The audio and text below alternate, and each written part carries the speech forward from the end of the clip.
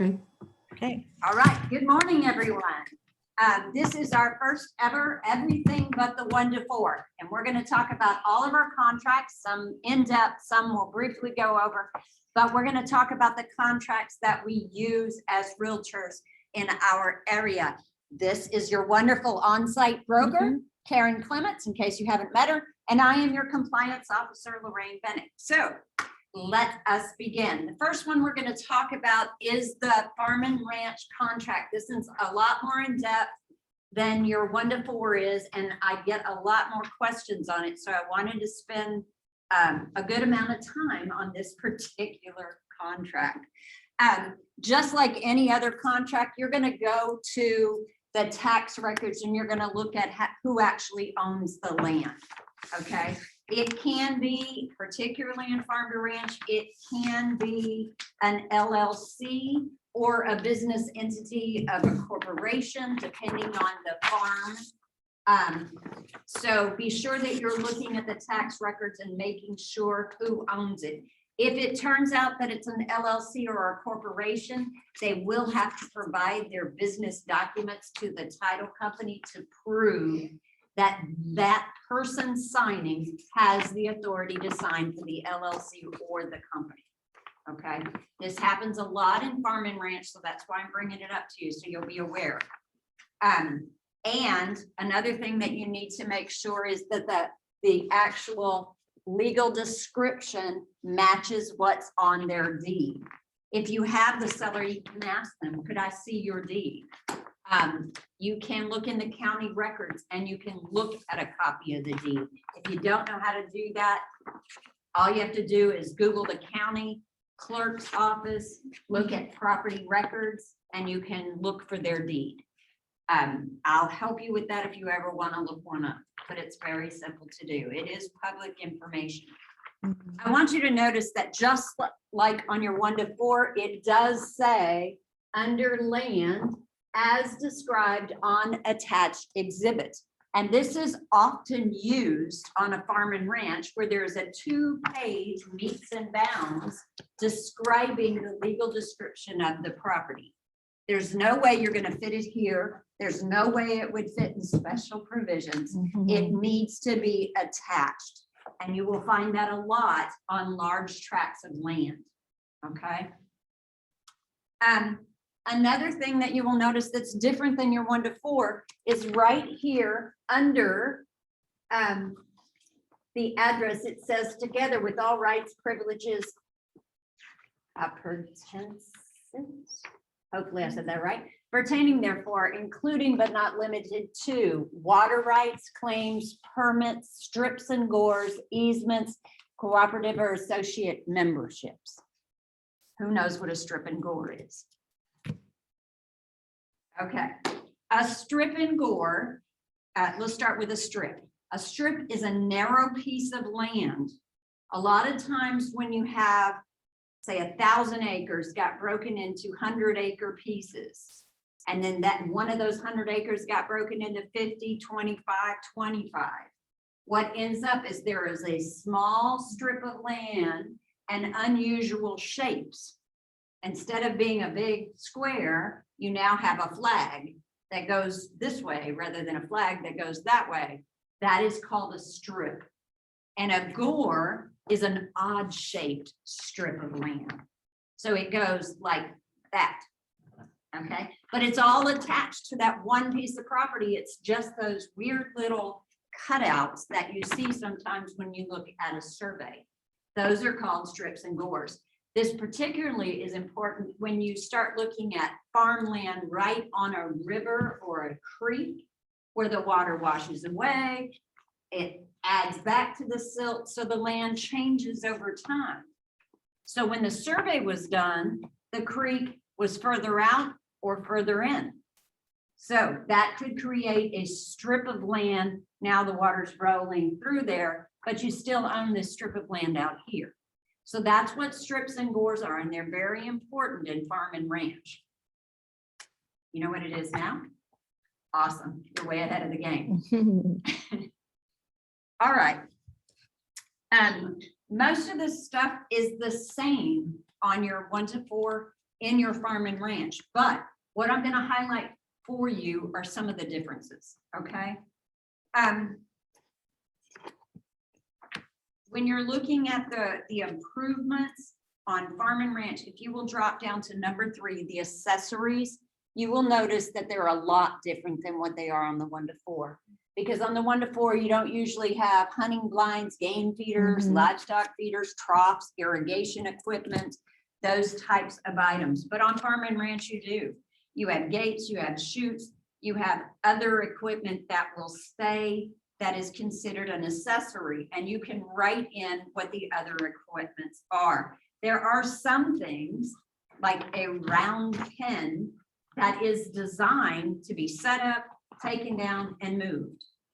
So is it an accessory? Is it attached? No. Okay, that's an item that you might want to put in exclusions because not everybody knows. If I were buying a farm, I might not know all the farm equipment. Okay, so somebody coming from the cities, never lived on a farm, wants to buy a farm, but they don't always know what equipment stays and what doesn't. So be very specific in your farm and ranch. Round pens typically don't because they're made to be moved. So you might put that as an exclusion. Okay. The Supreme Court actually weighed in on the farm and ranch contract and what is and what isn't attached. And they said there are 3 standards you need to look at. What is the mode of attachment? Meaning, if you remove it, is it going to do a lot of damage? Okay. Number 2 is it a custom fit, unusual size designed specifically for that structure?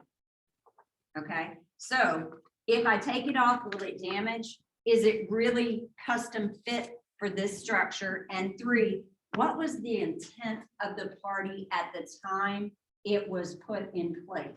Not now. Because when I put it in place, I intended it to stay there forever and ever, but now I've decided to move, so I want to take it. The Supreme Court says, what was the intent when it was set up there? So those are the 3 things you need to determine. If you have the seller specifically ask those questions.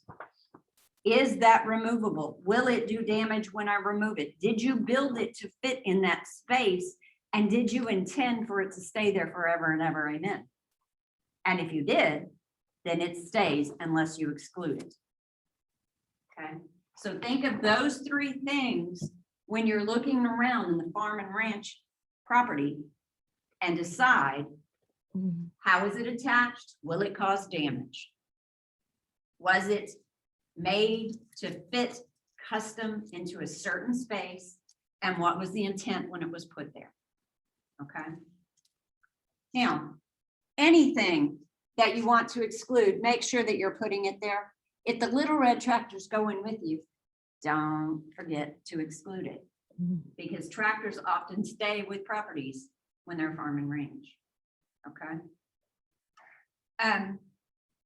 When you look at reservations here, because we see this on our 1 to 4 as well, oil and gas and other minerals, water, timber, and other interests made in accordance to the attached addendum. Of course, with farm and ranch, a lot of times you will use the mineral, oil, and gas addendum, but I want you to note what they refer to when they say the mineral estates.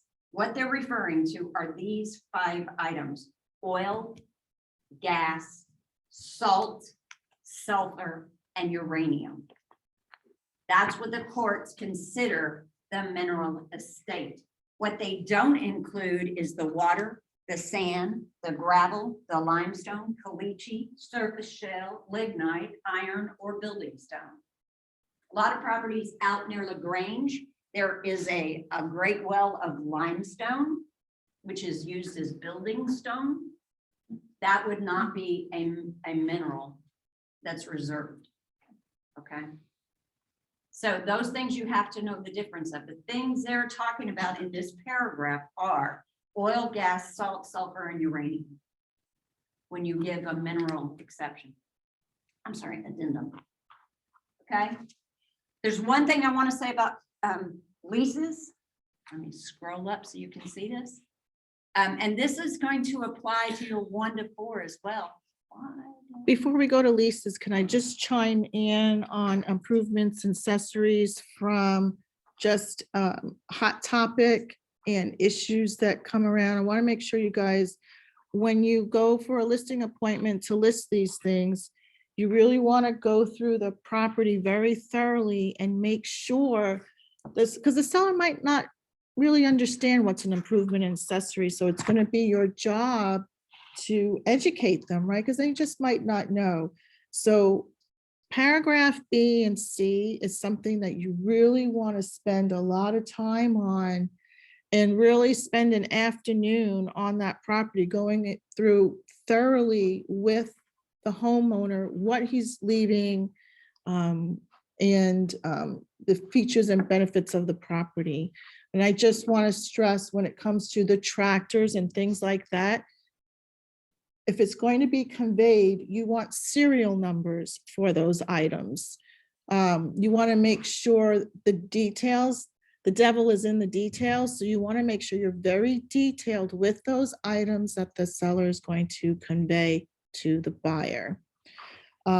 Just a couple of things just to kind of educate you guys on what those things might be. I thought it'd be interesting, such as working windmills is something that gets conveyed, an electric horse walker, fuel tanks leased by the seller, cameras set up in the barn to monitor activity, LP tanks owned by the seller, water tanks plumbed to windmills, fly prevention system set up in the barn and ceiling. So farm and ranch lifestyle is very, very different, right? They're gonna have very, very different systems than you're gonna see in a ranch and a home in Cinco Ranch, right? So part of your job, if this is what you're going to sell, is to be educated. You need to live the life of a ranch and farmer and know how they live their life and their lifestyle to know what is an accessory and improvement to that particular client. Does that make sense? Okay. Very good point. I'm just putting Another my- thing I want to tell you is it was recommended that you ATV the Mhm, entire property and drone the mhm. entire property, Yeah, because you may miss Mhm. something.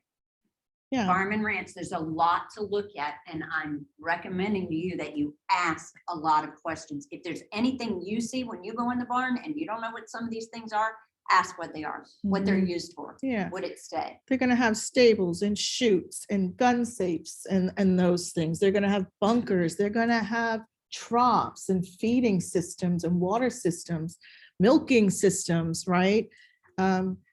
Anything that's bird or aviation, such as chicken coops and those things, guess what? They breed different molds and toxins into the ground. You need to be careful with those things. Well houses. I can't tell you how many issues I've had over the years with well houses. They are a building for mold collection and toxins and that stuff. So you wouldn't know that if you don't live the life, right? And so if this is what you're going to do, you need to put those boots on and really live the life and immerse yourself into that lifestyle of what could happen. This is one time I'm going to tell you not to show in your high heels. Put your Yeah. cowboy boots and your boots on. Yes. So just kind of hot topics, just things to know that have been an Things to issue. think about. Yeah. Very good. Okay. I do want to mention one thing before we move to leases. Right here, paragraph D. This is different than your 1 to 4. And what it actually says here is that if the sales price will or will not be adjusted based on the survey required by paragraph 6C. Sorry, if the sales price is adjusted, the sales price will be calculated on a basis of X dollars per acre. There was a large discussion in this in the class that I took. Where are you? I'm sorry, paragraph D or 3D. 3D. Yes, Okay. the sales price. Will we adjust the sales price based on a survey? If a new survey is being done, and it really should on a farm and ranch, then are we going to change the sales price based on the survey? There was a lot of discussion about the original survey said it was 100 acres, but the new survey comes back and says it's only 93.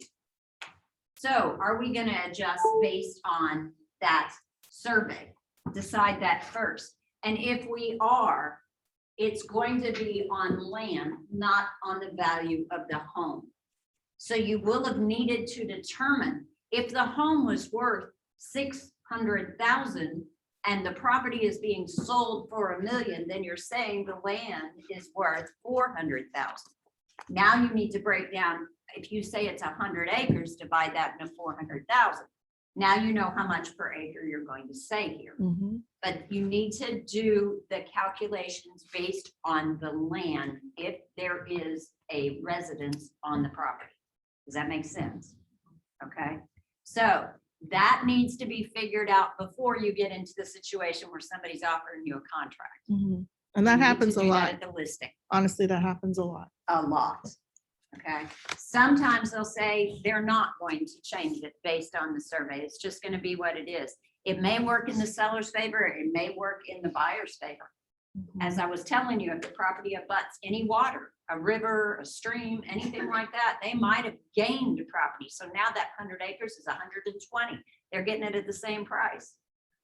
Okay, Mhm. so it could work in either's favor, but I'm telling you before, in the listing agreement, that's when you want to sit down and you want to figure out what they would do if they needed to adjust it. Okay, figure out what the land actually costs per acre. Okay, any questions about that? All right, we're going to go on to leases, and I want you to understand whether this is in a 1-to-4, this is in the unimproved property, this is in the farm and ranch, it doesn't matter. Do not post the leases on MLS. There are privacy concerns. If you're working with the seller and he has a fixture lease, that is between him and a third party. Do not post that on MLS. You can say in agent remarks, I have the leases, please ask, so that they can come to you for a copy of the lease. But we cannot post these on MLS. There is a major privacy concern. Okay. So if there is a residential lease, a fixture lease, or a natural resource lease, those need to be given before the contract is executed. Okay, just like your MUD on the 1-to-4, before the contract is executed. If you are not giving the lease before the contract is executed, you are giving the buyer an out all the way to closing because he didn't get the lease before this was executed. Okay, did I make my point? Prior to execution, but don't post them on MLS. Okay. All right. Affecting the, I want you to notice this one statement right here. Under natural resources, natural resource leases, it says affecting the property to which the seller is a party. If the seller does not have the natural resources, he doesn't have any mineral rights, then you would not check that. Okay. Sometimes there are mineral rights to the property, but the seller doesn't own them. If he's not a party to those mineral rights, you want to make sure you're not checking it. Any questions? And if your client comes from a different state, they're not going to understand that. The state of Texas is one of those unique states where we can convey real estate and not mineral rights, does not convey with the land.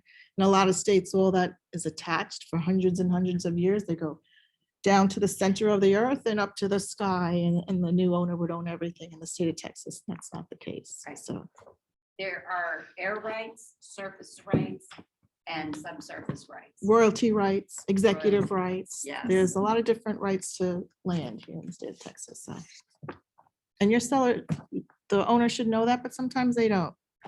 So, Particularly if they've owned the land for a long time, Yeah. or it's been in the family a long time, when they're selling an estate, they may not know those things. So. All right. You now have a new job. In this paragraph where it says that we are going to deliver the earnest money and the option money by a certain date, as the listing agent, you now need to really pay attention to those dates and call the title company and say, hey, this is the 4th date. We've not received that money yet. It's now your job to pay attention to those delivery dates. Oh, gosh. Okay, I know. Before, it wasn't bad enough. Now, we really have to pay attention to those dates. So make yourself a timeline. This is when I need to make sure that money's there. And if the title company has not sent you a receipt for those monies, by the end of the third day, the fourth day, pick up the phone, call them, make sure that money's been delivered. Okay? Remember that time is of the essence in this entire paragraph. We've gone through it in the 1 to 4. Does anybody feel like we need to go through the whole paragraph again? Because I know we covered this in the 1 to 4. It's exactly the same in the farm and ranch. Okay. And if your client has buyer's remorse, you're still in a contract. Even though monies wasn't delivered, you're in a binding contract. So it's your duty to educate them to get their monies to title, especially to exercise their right. Buyers can have remorse and chicken out and cancel, but you still have to go through the motions and the process to properly do so. Right. Always remember that. And you must have written termination. If they do have buyer's remorse and they want to terminate, you must have that written termination. Yeah. Okay? They can't just say, I want to terminate. Yeah, I'm they done." can't just say, I changed my mind and walk away. Can't walk away. Everybody's signed and executed, you have a contract. Absolutely. All right. I want to call attention because in the farm and ranch community, for some reason, we've had issues with title companies failing to deliver the exception documents, not the title commitment.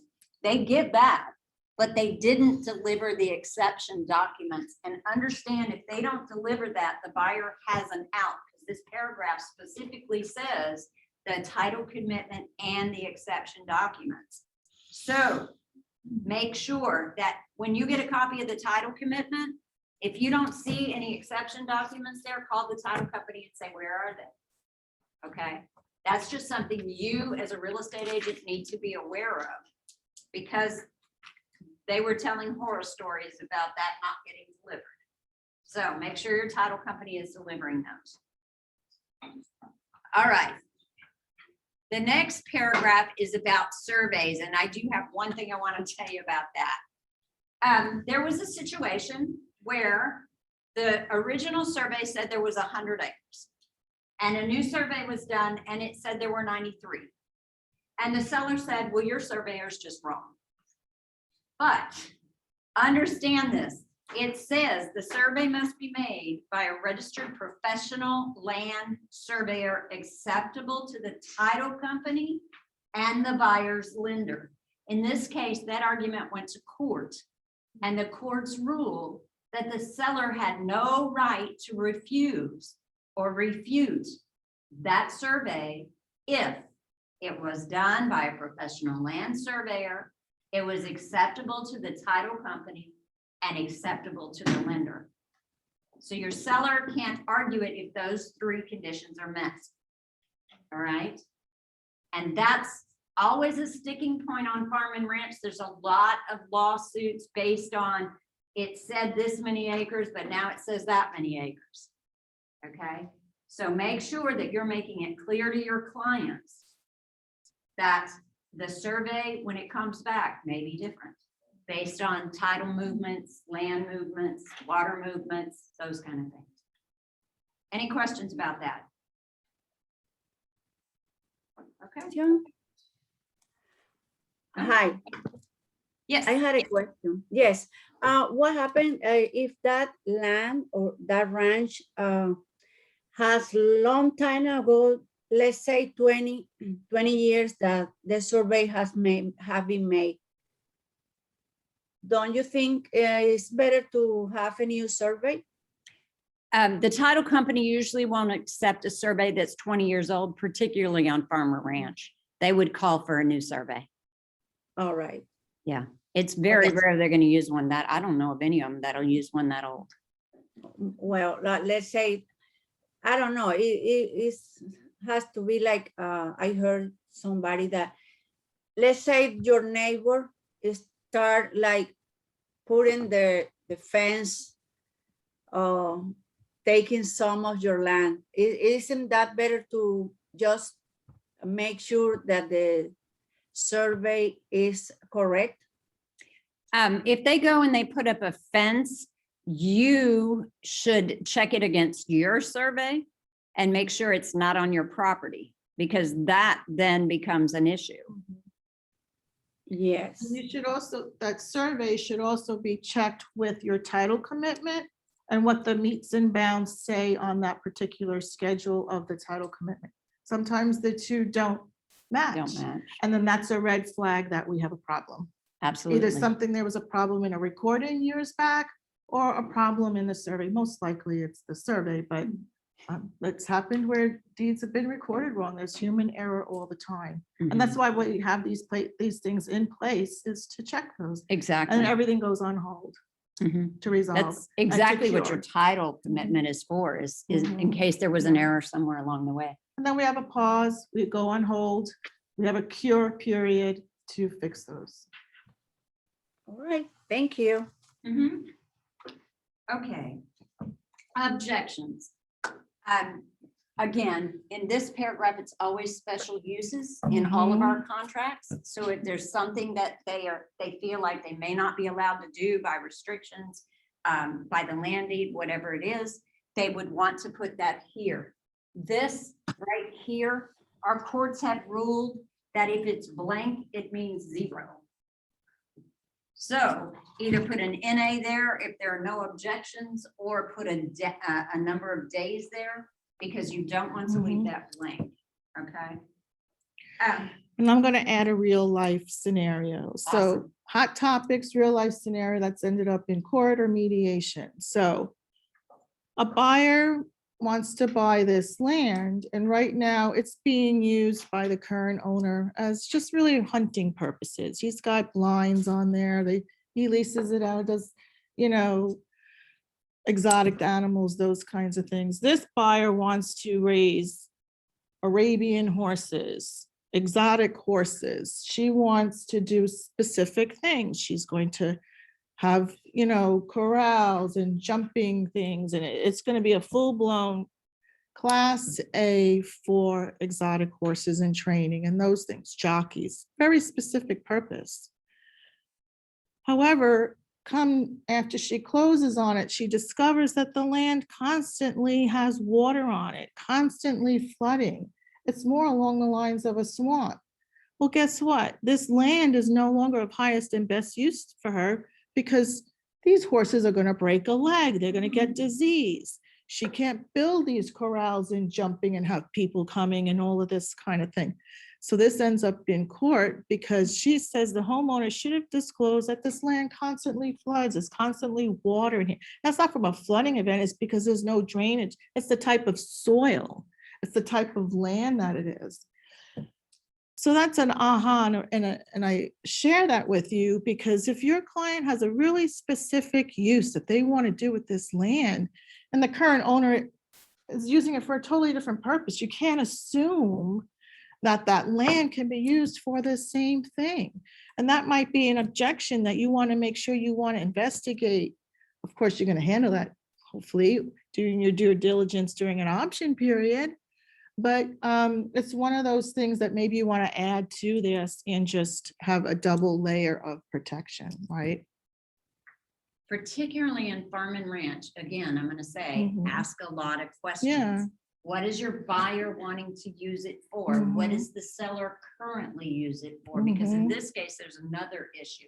If you had tigers and exotic animals on there, is that could be a land- deed restriction. It could be a deed restriction on the property. It could be, is that land now good for animals that are not like tigers and lions and bears? Oh my.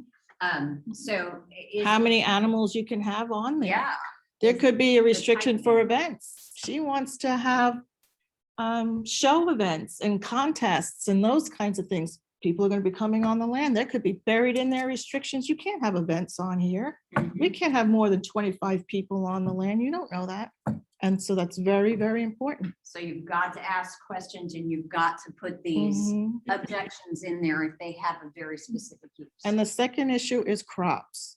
Yes.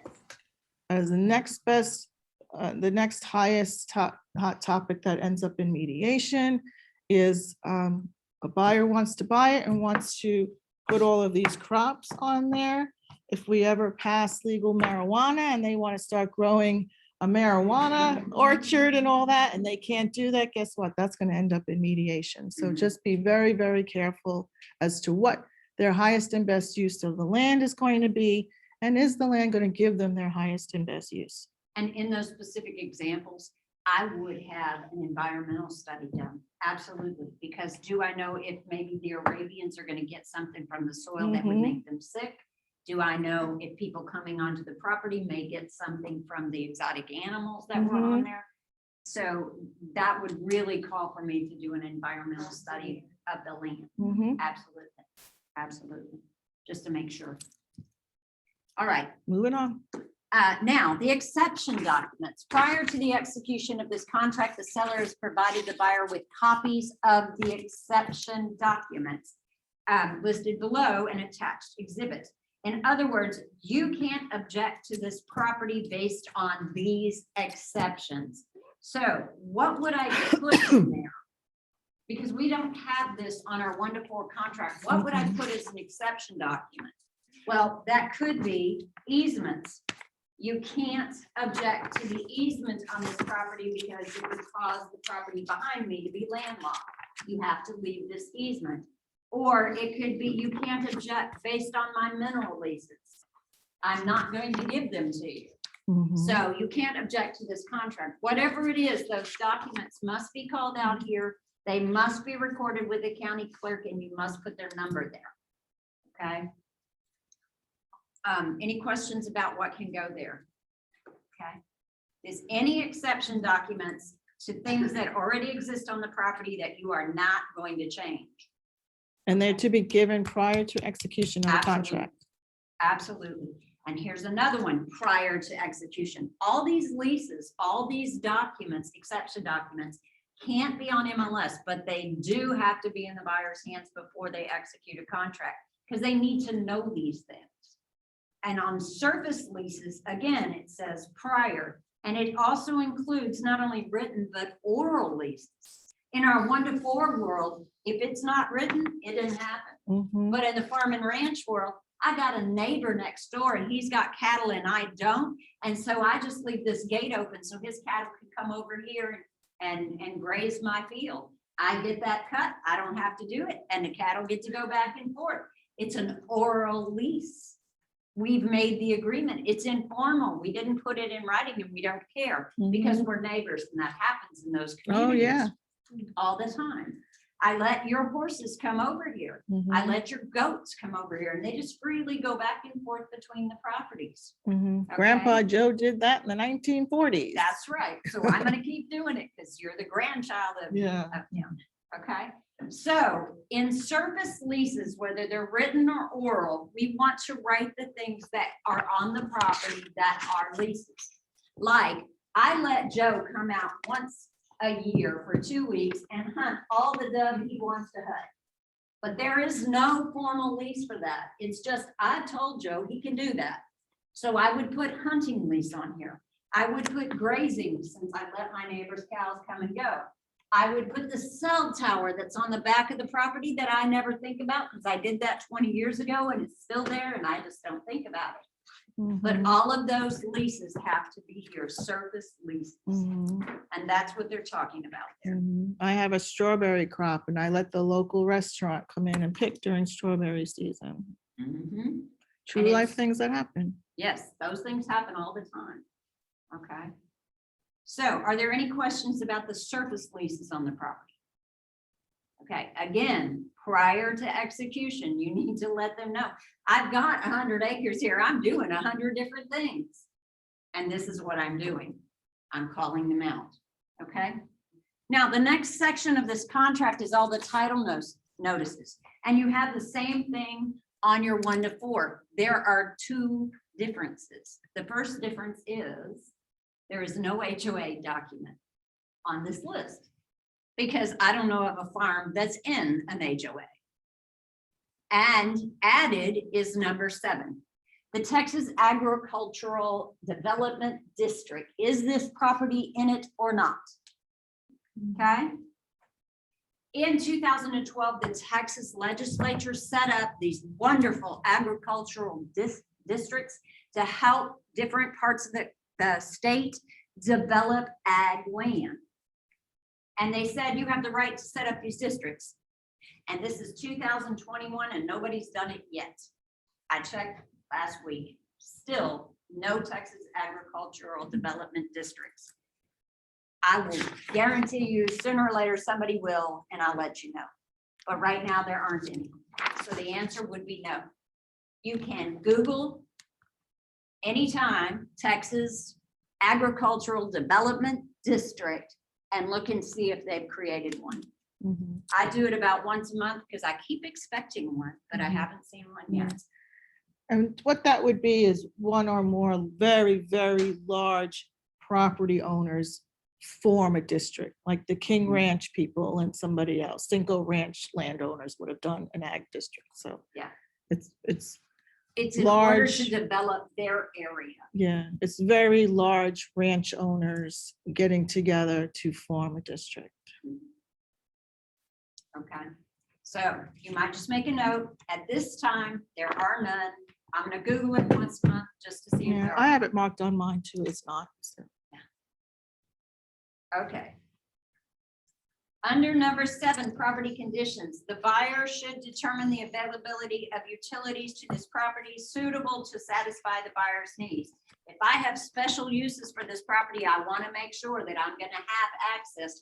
If I'm raising horses and we're doing events that have to do with watching Preakness or some other race, and I'm going to beam it into the arena I have to make sure that there's some kind of intranet out there in the middle of nowhere. Okay, so that it specifically calls out, where is it, down here, that the buyer needs to determine the availability of those utilities before they buy the property. Make sure it's suitable for their needs. That statement is also on your unimproved, just so you know. All right, anything else that is weird? Let's go down a little. Okay, Environmental. J. Let's go down to J. This is not on the 1 to 4. It is, I went too far. J, government programs. This property is subject to a government program listed below or on the attached exhibit. Most of the time, your seller will have, hey, I'm in this government program. They're paying me not to raise strawberries this year, or they're paying me not to raise corn this year, or they're paying me to raise corn in this field and barley in this field. There are all different kinds of government programs. I don't know them all. I'm not a farmer. I don't know every program that they could be subject to. So again, in your listing and appointment, here's where you're asking. Are you participating in a government program? Are they paying you not to grow crops or to grow certain crops? Do you have a copy of the agreement for the program? Okay, because you will need to provide that. Okay, so the seller shall provide to the buyer with copies of all governmental programs. Okay, any allocation or proration of payment under the programs is made by a separate agreement between these parties and will survive the closing. If the buyer buys the property, is liable to maintain that. That's why it says all of these survive the closing. Okay, so if you're in a government program, you're probably going to have to review that agreement and see if it has to be assumed by the buyer, if the buyer has to go through the process of getting approved for it, if it gets cut off. All of that would be determined in the government program documents agreement. Okay, so it's something your seller needs to read or have their attorney read. Not something you want to get in and determine because you don't want that liability unless you're an expert. So that's something you would want to point them to their lawyer to have them review. And before we want to move on, I just want to highlight, see paragraph G here, right above it, environmental matters.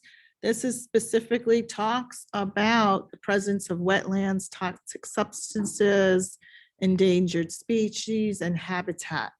Habitat, the toxic, and the wetland issue is something that always, not always, but is a very real factor in farm and ranch.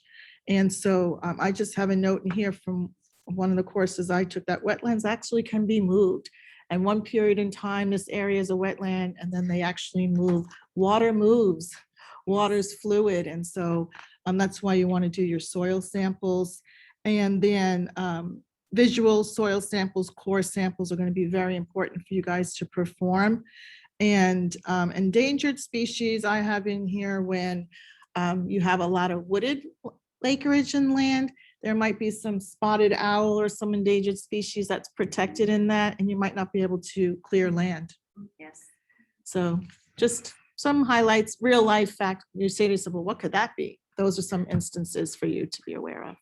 That's a really good point to bring up, because I know we've talked in the 1 to 4 about, it's in Cinco Ranch. They've already done environmental studies.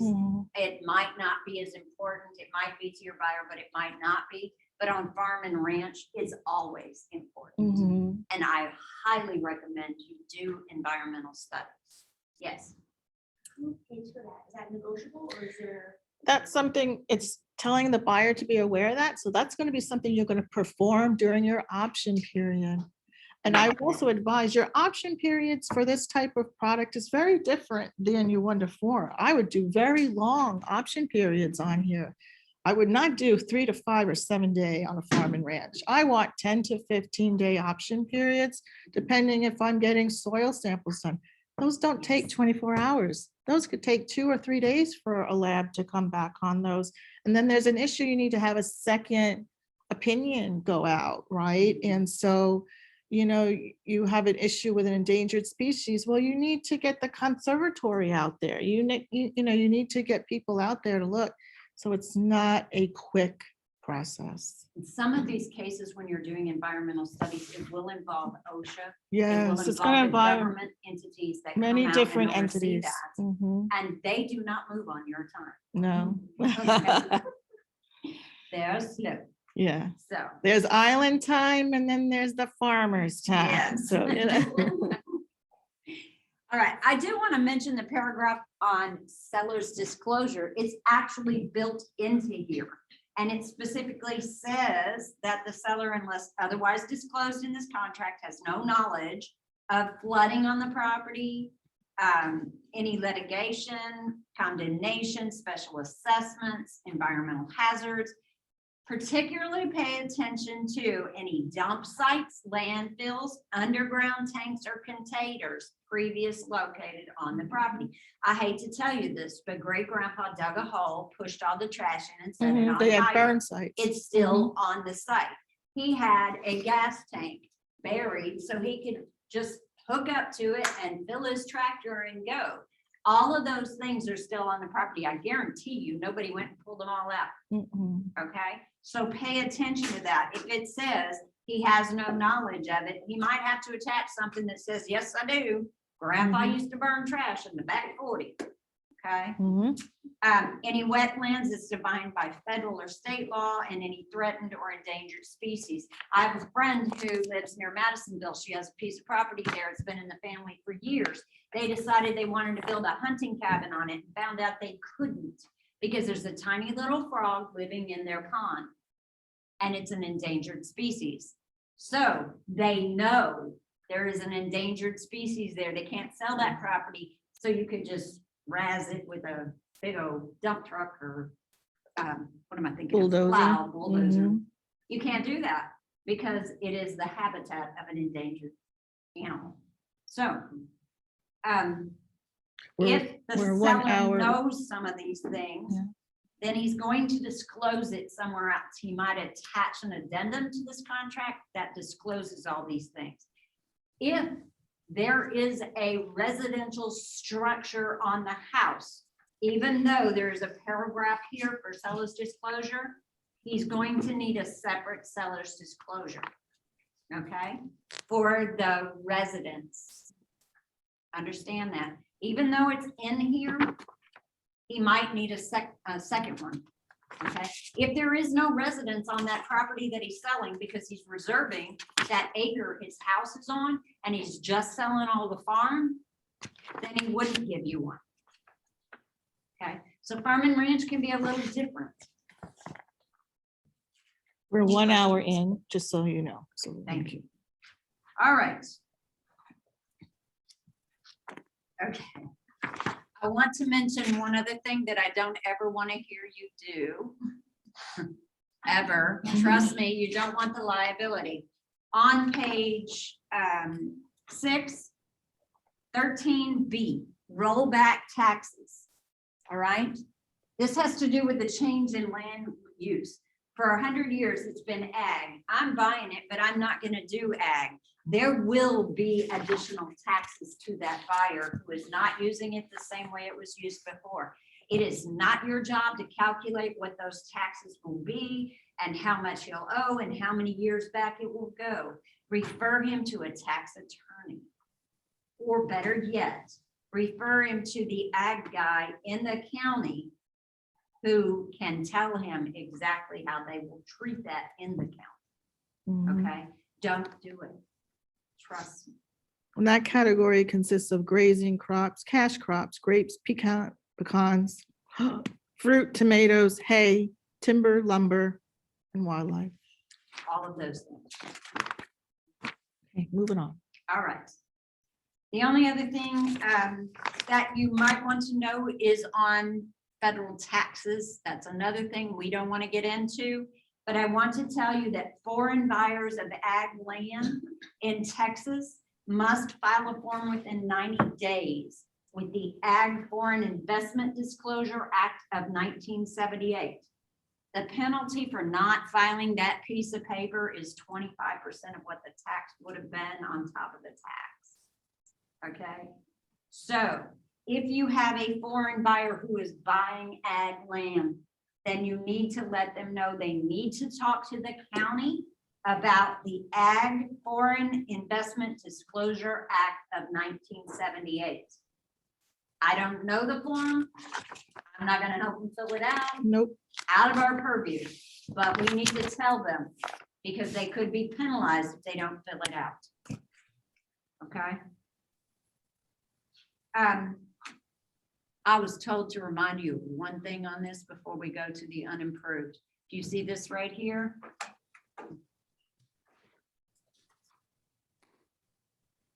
Don't violate your code of ethics, fill out your contract completely. There must be something there. In paragraph 21, there has to be a place for notices to go. And the lawyer for track, or previous lawyer for track, wanted me to remind everybody, there has to be something there. It doesn't default to anything. And if you just put yours there, you create liability for yourself as the agent. So I recommend you put the seller and the buyers and yours if you want a copy on everything. So the first line, you put their address. The second line, you put CC2 and put your email address. Okay. Any questions about the farm and ranch? I know it's a lot. Let me check chat. Anybody in our Zoomers have any questions? Because we're moving on. We're 1 hour in and we need to move on to our other documents. Everybody good? Yeah. Awesome. Paragraph 21, there has to be, it's the same for the residential? What was your question? The paragraph 21, that there has to be some information there, not blank. Yes. Absolutely. On every single contract that we have. Yes. I And can say it 5 times today. my question is, we have to put the buyer and the sellers too, not only ours. Yes, if you put Okay. just yours, Trex says that you take liability on yourself. If they don't receive it Okay. in the appropriate Mhm. time, it's your fault. They can sue you. Yeah. It- So Okay, our thank you. best practices is to put theirs and CC to the Mhm. agent. Yeah, and you want to have your co-op agent fill that in. For our compliance here, you guys will not get a CD if we don't even have our co-op's information in there. So we need to work with our co-op agent to get her client's info in there as well. And I would negotiate that when you're negotiating the contract to get that in there. Absolutely. When you're going to write a contract, if you have the buyer, call the other agent. and start building your relationship right there and say, what would you like me to put in paragraph 21? Whatever they say, that's put what it you're in gonna there. put there. Thank you. You're welcome. All right, we're moving on. All right, let's move on to Unimproved. unimproved. Okay. Oops, I have to go back, I think. Keeps going up or? No, Oh, not in okay. this particular one. Let's go back and unimproved. For some reason, it was all the way to the bottom. Okay, this is our unimproved contract. And like the farm and ranch, there are a couple of things on here that are different from your 1 to 4. All of the first is the same. Again, all leases must be given before we execute this contract, just like the MUD forms. So nothing is different there. The earnest money and option have all been moved to the same place. Before I go to page 2 of the contract, I want you to tell me, when would I use an unimproved property contract? Let me get on my Do chat. you know? Anybody chime in? When you're just buying a lot. Okay, We have how lot, much land? land. What do you guys say in Zoom land? Properties that need repairs. Properties that need repairs. Improved, nothing, the lot, buying the lot. Tear It down. doesn't have anything. The land is just the land, but doesn't Just- have anything on it. It Just- has to be done. Okay. Just land, nothing on it. There's 2 things I want you to think about. There is no residence on the property. No residence, okay? Now, what she's talking about is occasionally there's what they call a tear down on the property, meaning there's this old wooden house that's leaning this way and a tree's growing through it. You obviously can't live in that. Mhm. So that would be a tear down, and it would just be the land value. So you could use an unimproved Mhm. property that's obviously not an improvement. Mhm. Okay, but what if it has a septic on the property? Would I use an unimproved? That's improved septics, power, wells, stuff like that. That's a big if. Okay, really. Even Trek said this is a big if with the unimproved, because you can't live in the well, you can't live in the Mhm. septic. They are an improvement, but it's still raw land. Mhm. Other than that. So then it comes down to what is the intended use of the property? Are we intending to use it as a residence? There's not a residence there, we can use the unimproved. Are we intending to use this as a farm or a ranch? Then I'm going to use the farm and ranch contract based on the intended use of the property.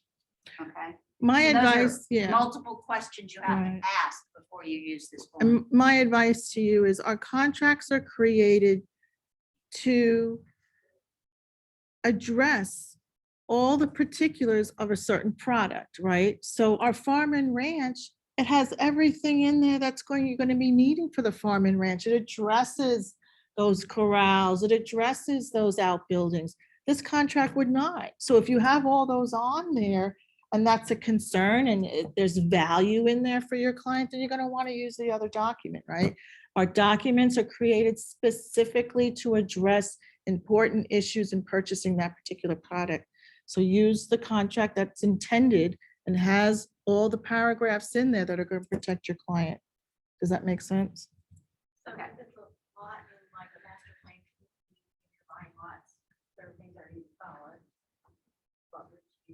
Is there a is there a house on it? No dwelling. It's The just land. intended use would be residence, so I would use the unimproved copy. Yeah, it's just, I would use the unimproved. There's Yeah. no house Even on though there. there are utilities standing by, there is no residence there. Yeah. Because if there's a That's why- residence, you're going to use another contract because there's going to be things that you need to address about the Right. residence, and you're not going to do that in unimproved. It's just the land. You're just worrying about the land. Correct. So you use your unimproved. That's why I specifically bring up the well or the septic. It's the same thing as having the utilities standing by on a lot, except they're standing by here with your own utilities. Okay, so it's really about the intended use there when you get down to those things. There is no difference between this contract and the 1-4 until we get down further. You will notice under the title notice, our contracts are specifically written so that we could use this if this was just a lot in Cinco Ranch, because it has the HOA on here, where the farm and ranch didn't.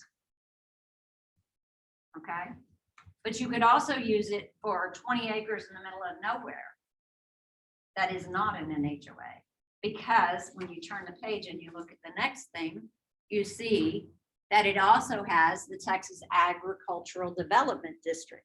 So this actual contract could be used for a lot in Cinco. It could be used for 20 acres out in Magnolia. To be used for a lot in the Heights, Absolutely. inner loop. Yes, How many, what's the limit? there is none. I specifically asked that of our Trek lawyer. Is there a point where I have to use the farm and ranch because I have 300 acres? No.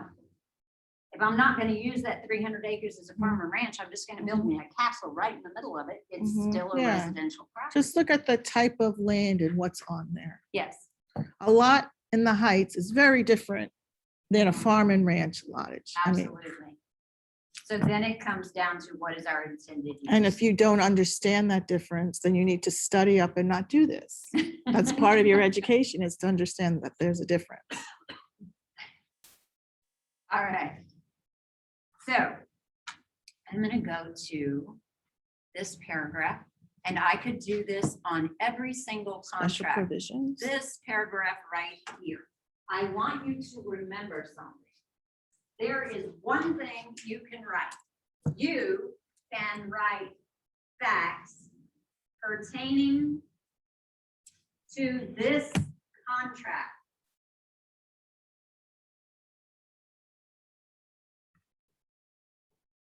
Not any other contract, not an offer.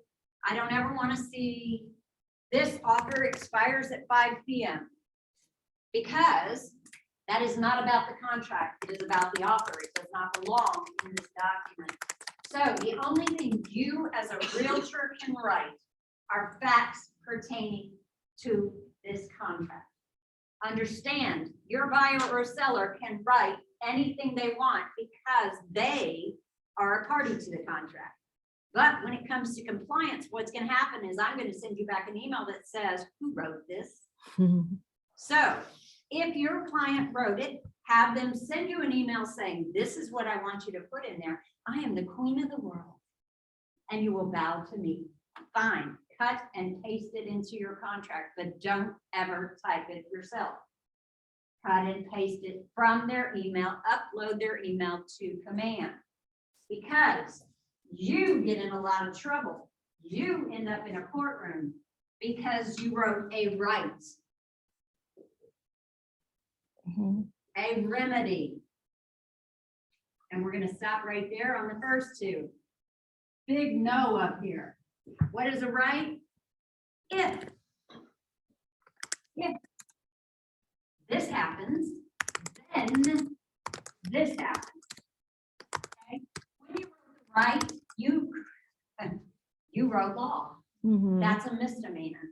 I looked it up yesterday. It said $4,000 and a year in jail for a misdemeanor. And by the way, Trek really gets upset and they're going to sanction you. They could pull your license.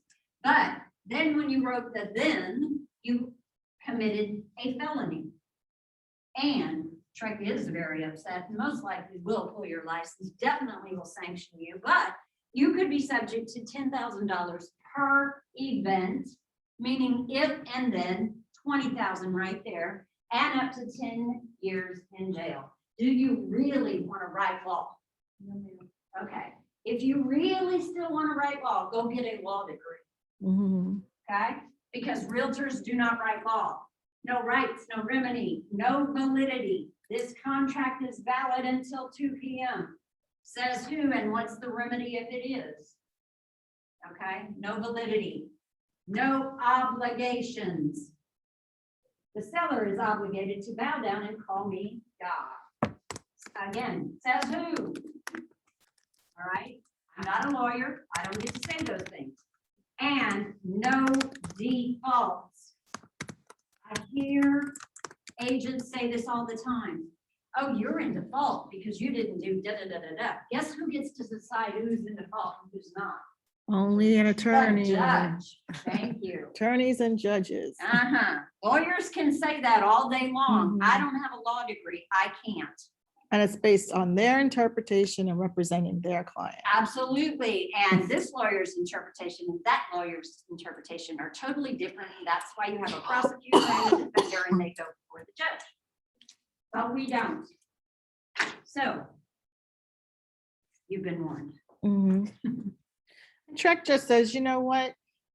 We don't want you writing anything in there because we've addressed it either somewhere in the contract or somewhere in addenda.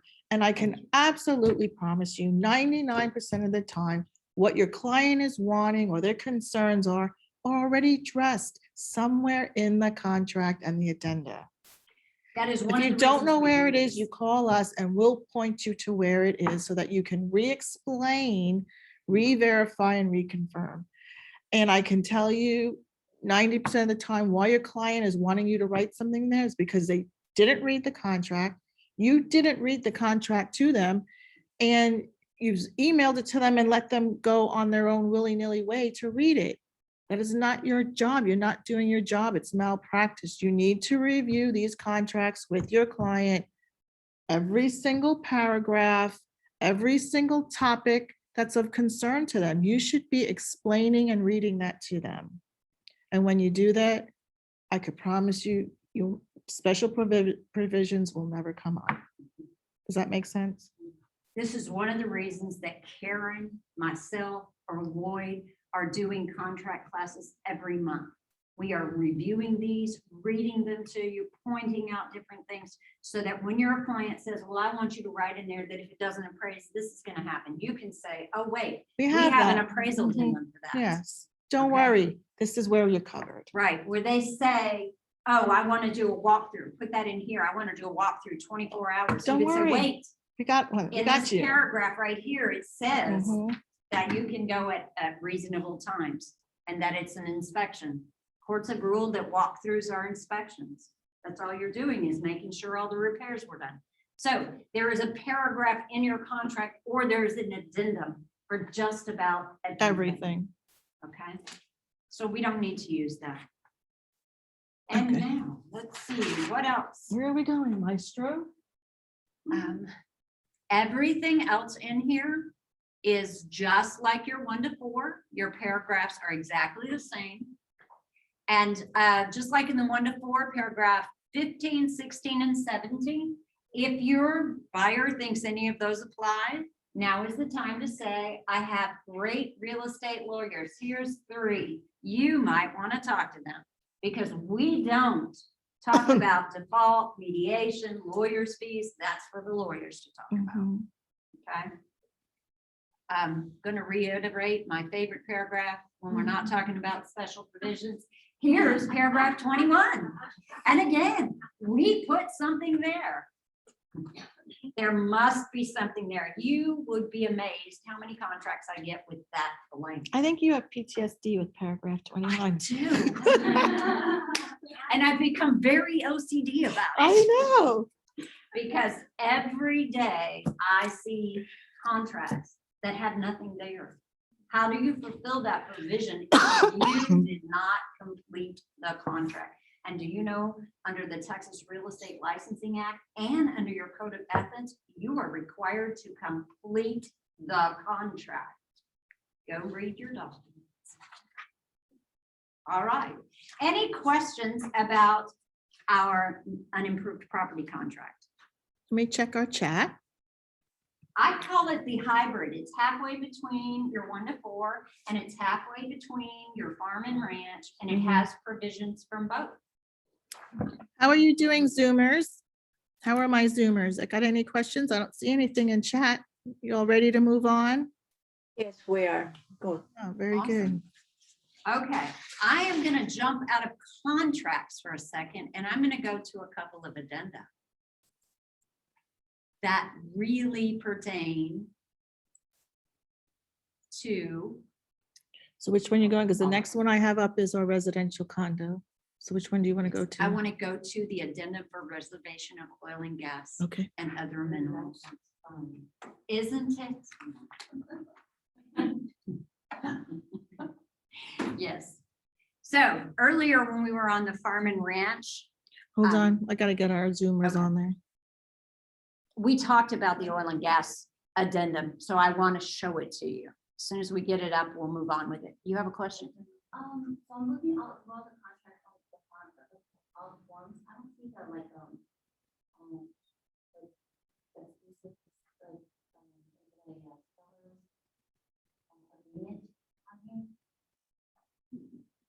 You're talking about the listing agreement? Yes. It's not listed the way you think it would be. Okay, didn't regarding. There Okay, we go. okay. Okay, we have our Zoomers on same Awesome. page. So this is your addendum for reservation of oil and gas and other minerals. And basically it says this is the mineral estate that the seller has or doesn't have. And subject to this paragraph right here, the mineral estate owned by the seller. If the seller owns none of the minerals, then this doesn't pertain. But if he does, then it does. He will convey unless he reserves all minerals or part of the minerals. Okay, in the state of Texas, we mentioned to you that it's very rare that they sell the mineral rights. Mhm. Some families have owned the mineral rights back to the beginning. In the state of Texas, back to the beginning is 1836 with land grants from Santa Anna himself. If you ever want to see one, go to Burlington County Clerk's Office and go look at the county records. They are handwritten on parchment paper. They're very cool. And I know I'm a history geek. So either he has mineral rights he's reserving and he's reserving all, or he's reserving whatever piece. Maybe he's an heir and he owns a quarter of the mineral rights and he's selling a quarter of a quarter. He can do that.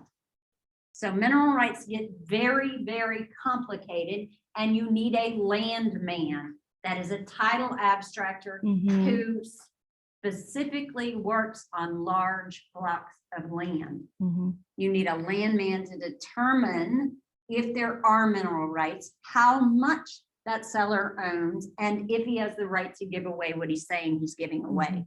And what they do is they research the deeds and all of the deeds that have ever been recorded for those parcels and or parcels of land in every county. Sometimes our parcels overlap into different counties, so he has to go and research that for every county and every deed Mhm.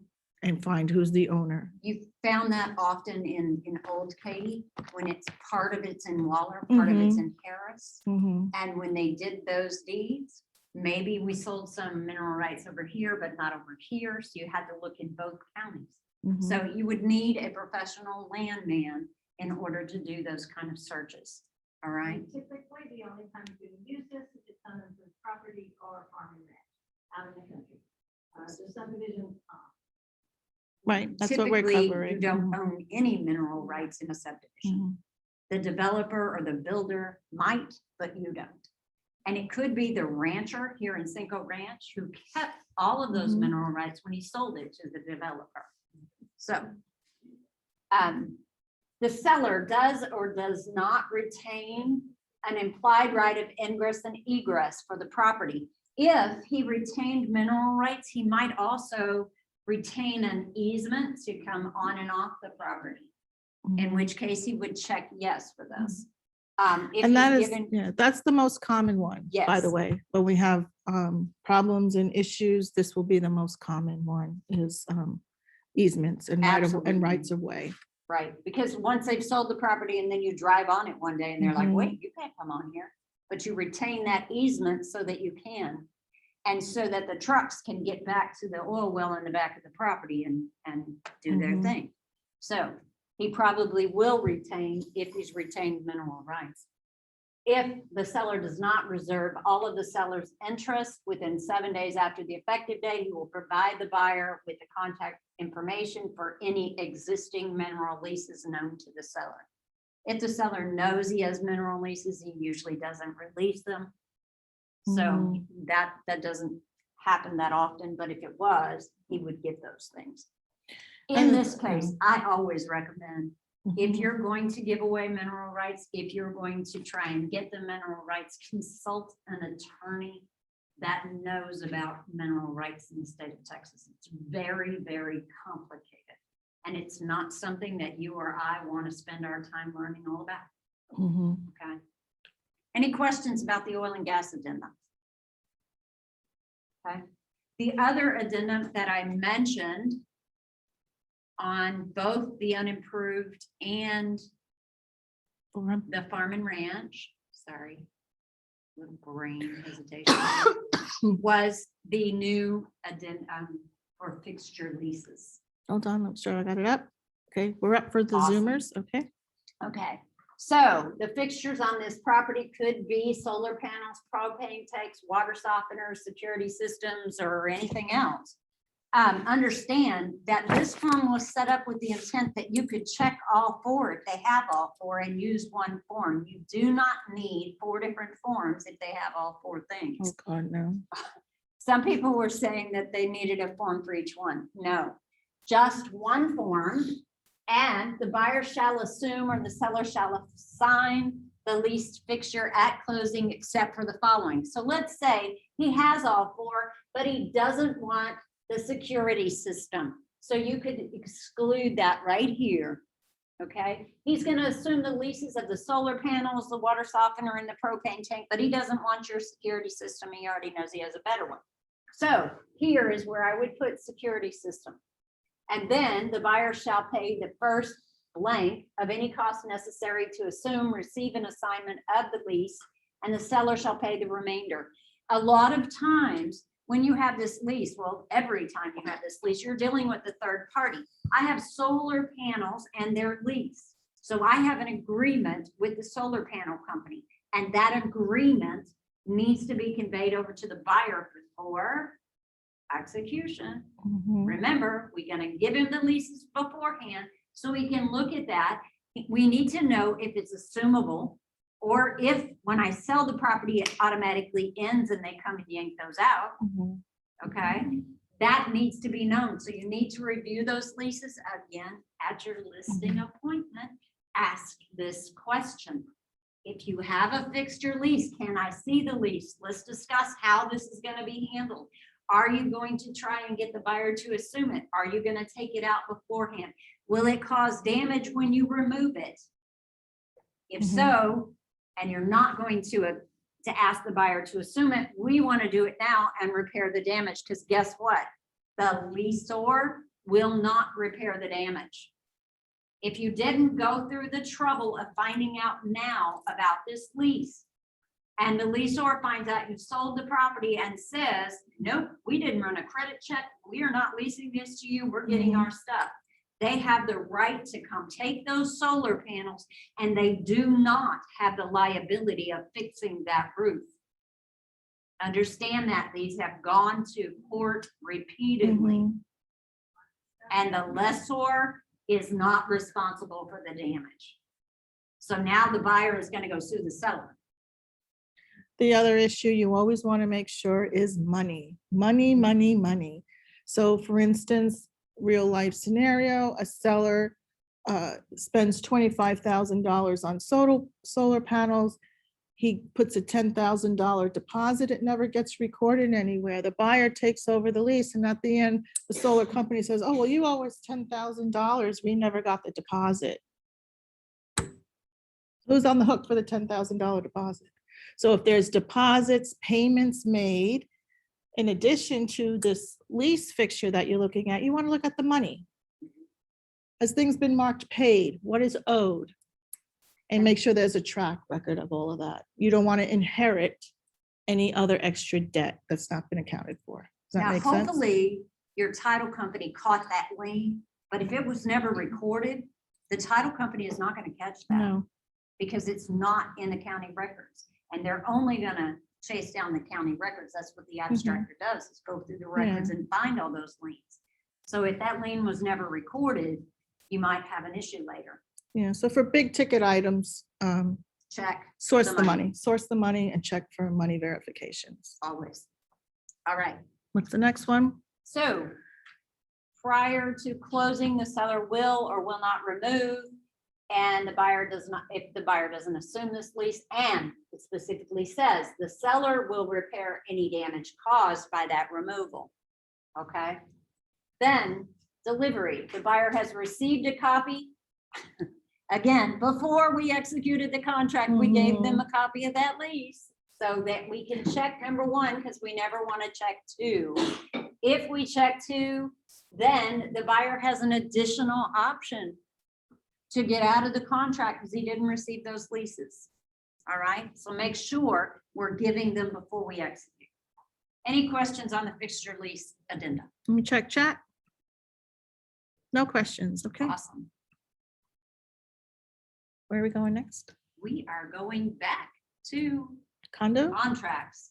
So let's go to our condo contract. Let's check our time. It's 11:26. Lunch is coming in 30 minutes. Okay, So we'll break for her. We'll finish this, break for her. She'll do her little thing and then we can go finish the rest. awesome. Okay, all Okay, right, so let's go to condos. our residential condominium contract. Hold on, let me pull it up.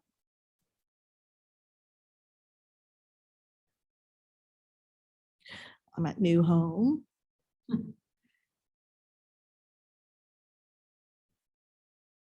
Sorry, Zoomers, you just see scrolling going on. Close your eyes.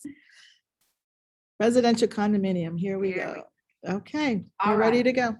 This one again is a little bit different than your 1 to 4. It's different from your unimproved and your farm and ranch. It's specifically for condominiums. And I want to mention one thing. We have an HOA addendum that we use on residential contracts, right? Everybody nod your head. And it says, if you ever read the very top of it, not for use with condominiums. Right, and what does it say above there? Not for use, whether seller owns fee simple title to land beneath it. That's right.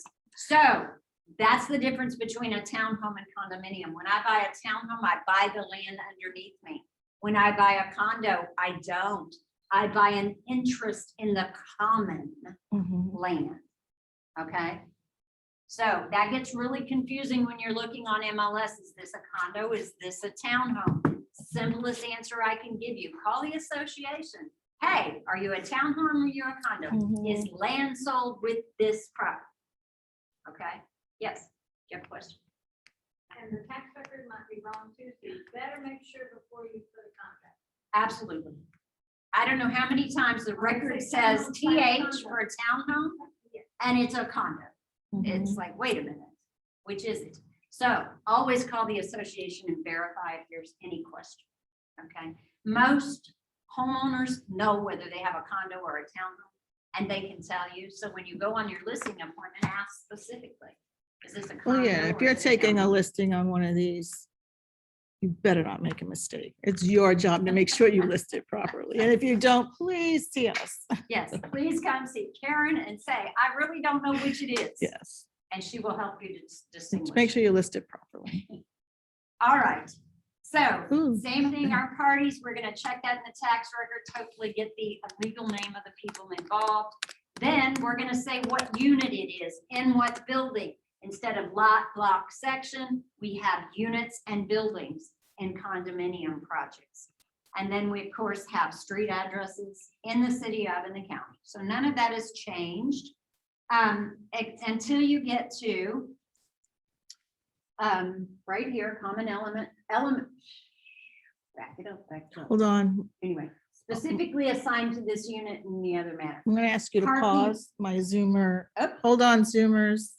It went crazy. The Gmail, my KW Gmail asked for a re-verification of who I was, so. We love technology. Yeah, so just hold on. I didn't download this and save it. I'm working out of my Gmail, so. There we go. All right, right here. Parking areas assigned to this unit are, and you actually call out the spaces. That's on no other contract but your condo where you call that out. Okay? So that way you know, not only am I buying this condo, but I get these spaces. Okay?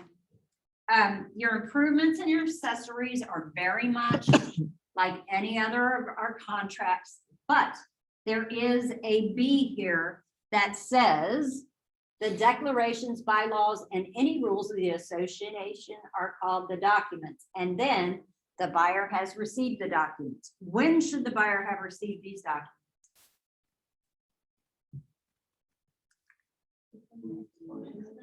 Thank you, thank you, thank you. Before we execute the contract, let them have the bylaws, let them have the restrictions, let them see all that before they even make an offer. Now, you may not have the resale certificate, or you might. You can order them ahead of time. Typically, they will tell you they're only good for 30 days. In our market right now, where things are going on the market and they're under contract before you even get it to me in the 5-day rules, yeah, I would probably order the resale certificate ahead of time. Okay. So that you would have it. Paragraph C actually addresses the resale certificate itself and says that it must be prepared at the seller's expense no more than 3 months prior to the date it's delivered to the buyer, and must contain the minimum information required by the Texas Property Code. And then again, it says, has the buyer received this or have they not? And So if it's they been haven't, sitting when? in their closet or their drawer for the last 10 years, you can't use it. You're gonna have to go down to the association. You're gonna have to say, I need a resale certificate. If it's good for 90 days in this market, it's gonna be good. You can order ahead of time. If it's only good for 30 days, some of them do that. Then you still could order it in our market as it is now. But in a buyer's market, you might not until somebody asks you for one. Okay. So look at number D. If the document reveals that the property is subject to the right of refusal under which the association or a member may purchase the property, the effective date shall be amended to the date the buyer receives a copy of the association certification that the seller has complied with the requirements under the right of refusal.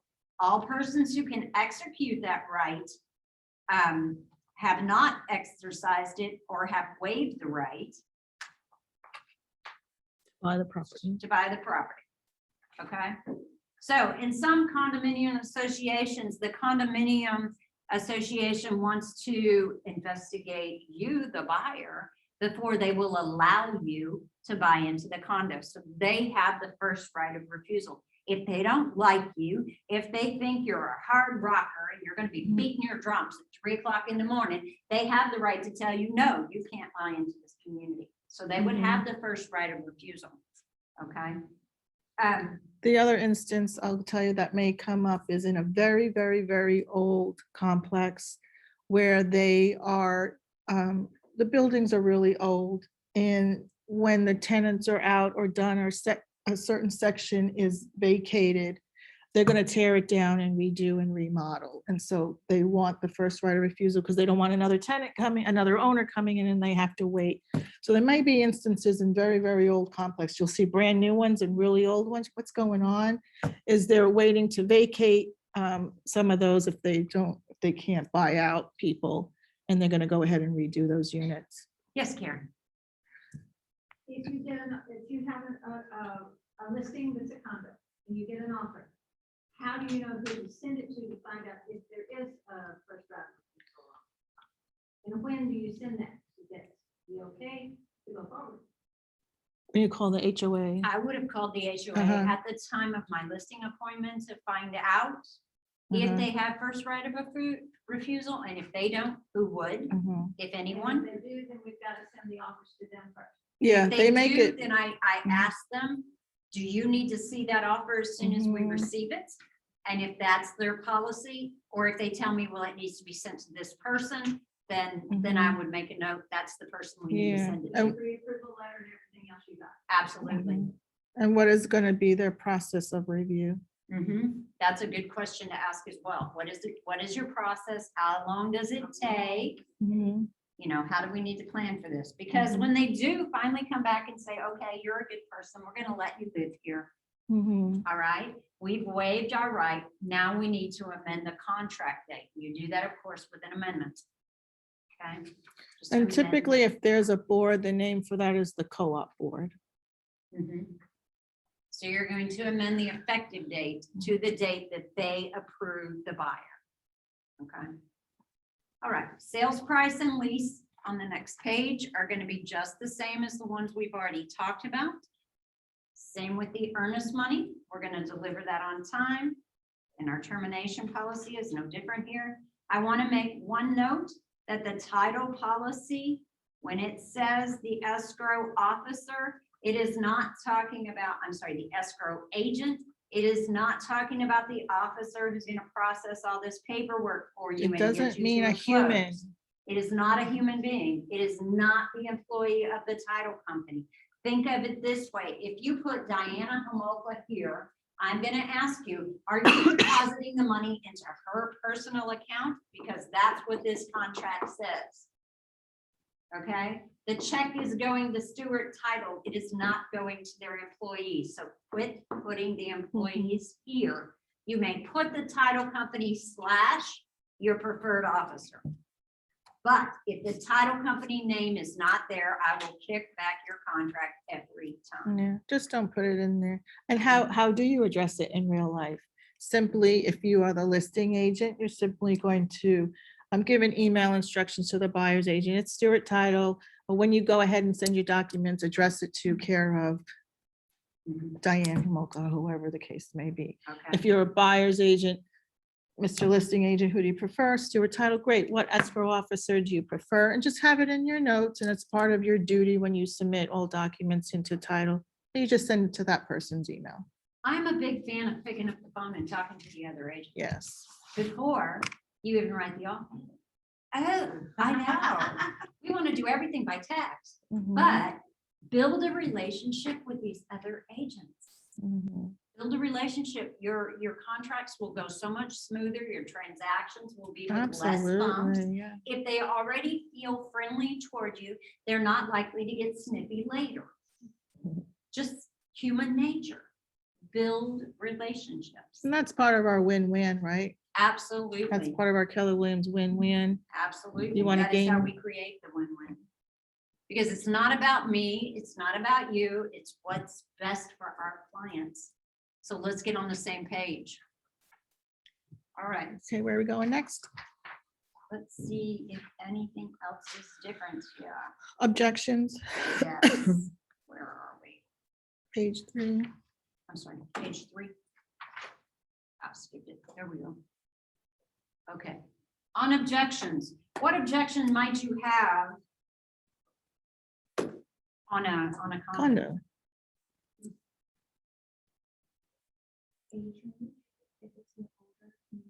It could be age. Mhm. They're not allowed to discriminate based on age, but sometimes they discourage children, is what I put here, because that's the biggest objection I've heard, is whether my children can live on the property or not. Okay. So what other objections could you have?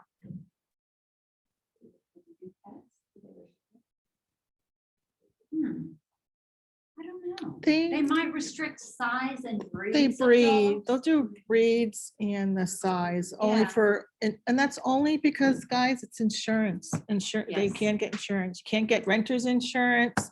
They can't get buildings insurance. So it has to do with insurance, basically, really, is that So issue. anything that their insurance wouldn't cover, they were like. And that's just a real estate issue across Yeah. the board, any product. True. True. That came out really New Yorkish, that word did, right? Sometimes it just comes out. I'm sorry for you Zoomers. It just pops out of there. Okay, I heard that. okay. All things are the same here. All things are the same on the closing date. It may need to be amended when you amend the effective date because it might put you further out with your buyer. So think about that. They can all be amended on the same amendment. Please Special- make sure you check your calendar and you don't Absolutely. put Saturdays and Sundays in there and holidays. If you've just- never taken a This- contract to close, it is the final class in the Just make sure in-person you check version that of date. Ignite. I will be teaching it in August. And in the contract to close process, we talk about all these dates and your timelines and creating documents for yourself or calendars for yourself that say, pay attention to this and this and this, because there are a lot of dates in your contracts that you need to be aware of so that you can help your buyers and sellers be aware of. Okay? And Even when as- it yeah. doesn't say time is of the essence, you as the real estate agent need to know all these dates and when things end and when they begin. And the best days of the week to close, what would those be? You never want on Friday. Right, Right. Tuesday, Wednesday, Thursday. Tuesday, Never on a Wednesday, Friday, Thursday. never on a Monday.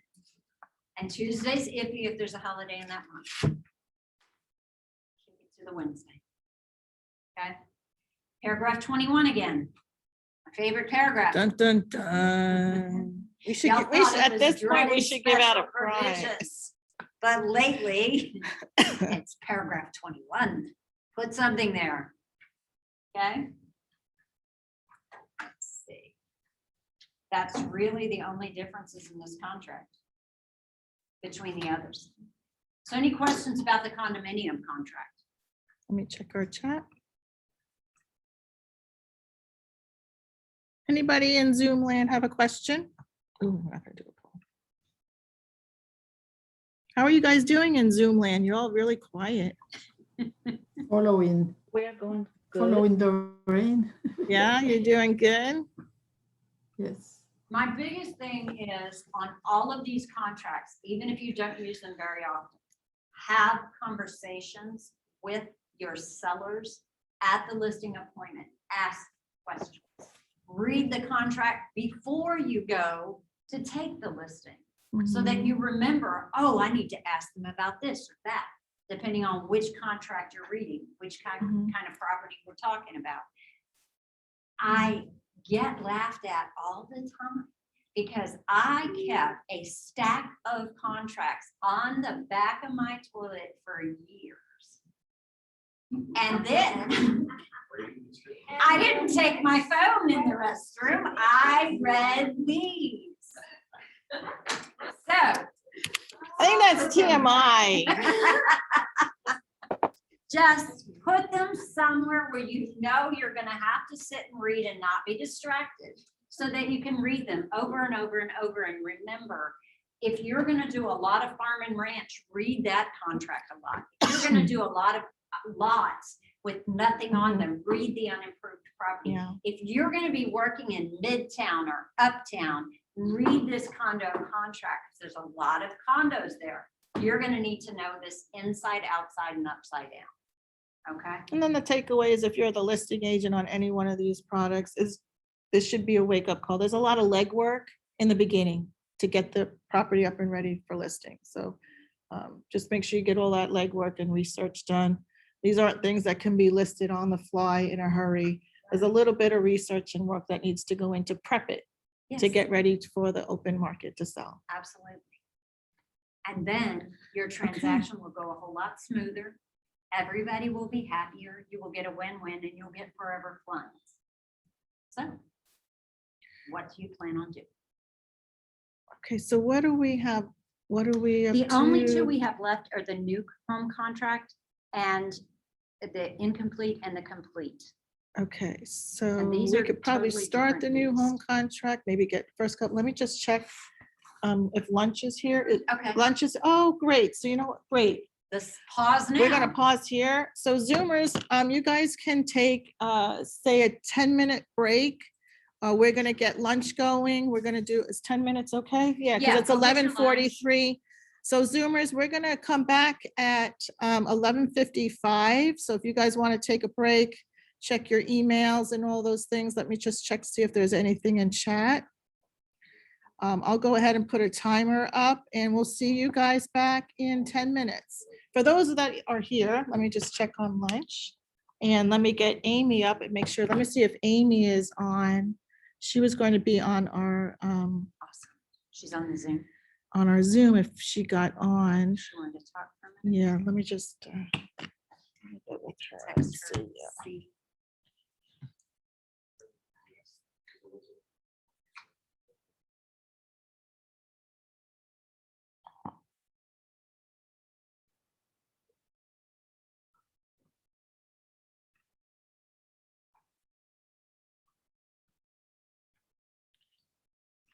If not, I will introduce, hold on. I'm gonna quick cover up. Yeah, go ahead. I'm gonna get this ready to go.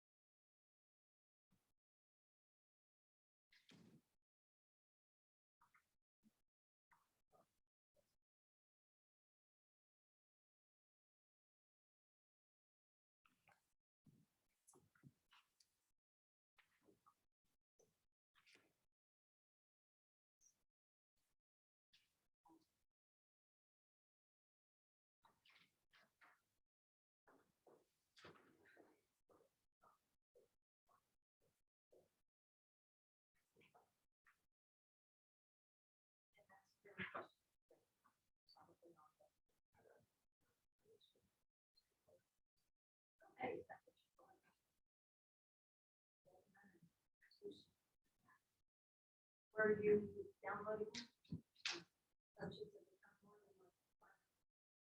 Yeah, so, when you export your, like, I had to set up Outlook. Because I set up through Outlook, transfer everything over to Outlook, export it to the contacts here. Contact here, go through or import file. It imports every file. I can't specify because this is a folder, not individual file. That's the great question. I thought you could not do that unless you had the format with the CSV that's from. It has specific. Yeah, that's the set sense. up. And so you're making sure the columns are exactly, so I. Okay, so one, because it did say that it didn't have like a first and a last name. Like it was Correct. it's maybe one of mine is a business, I just have under a business and not a person. Correct. So it's-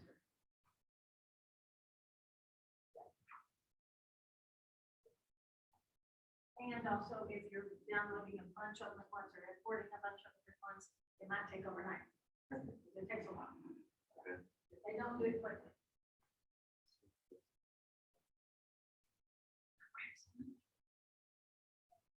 I have no clue what it is. Okay.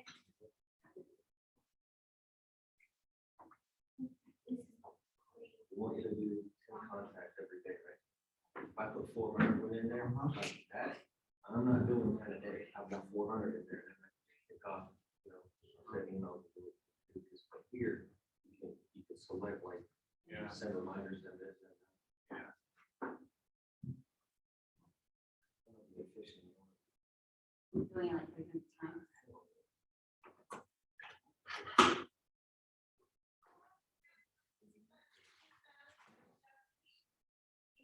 Chef Keith is a great friend of mine, and so he's going to, yeah, he does a lot of private catering.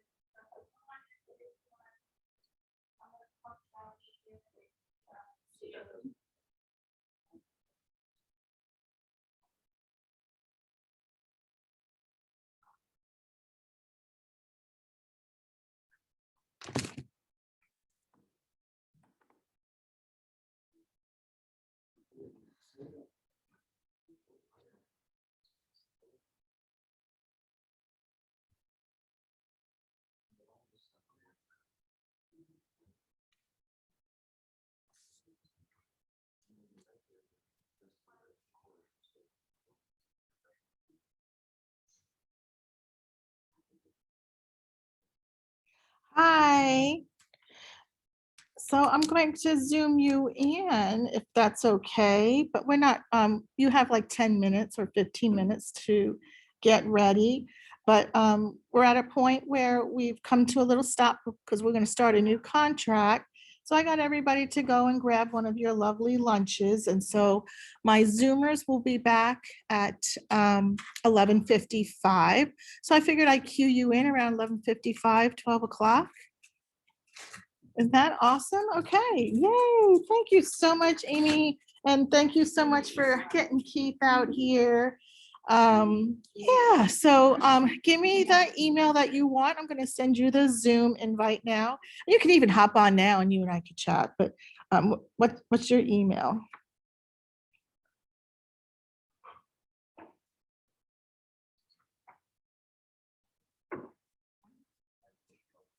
Mhm.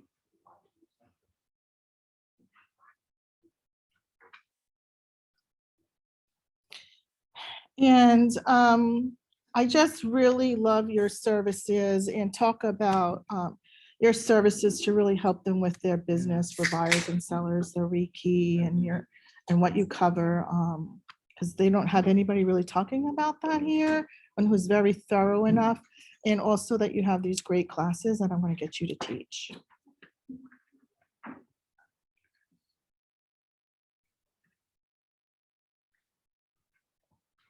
Did you? Okay, let me, I have this. Okay, let me go get it. Because I'll be your Vanna. For ignite or. Okay, let me see if I can get. Let's see. No, it's actually perfect timing. Yeah, it couldn't have been better. So let me, hold on, I'm jogging between all of these programs. I'm gonna go to mine right now here.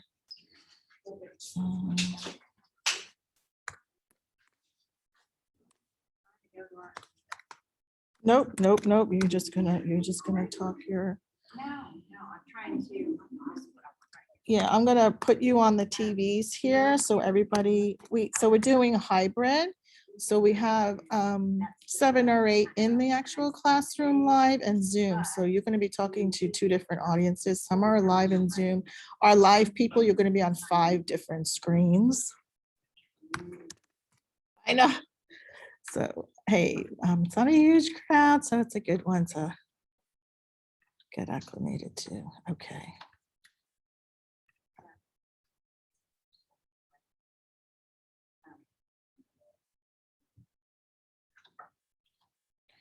Okay, dear, it just got sent to you. So let me, Lorraine, Yes. for our guests, I'm gonna take you off of the screens. I'm gonna hop on so we can talk to her and then I'll switch you back. Awesome. So if you look at the calendar here, we put out the calendar for the month so that it tells you everything that we're doing. Everything that we want for.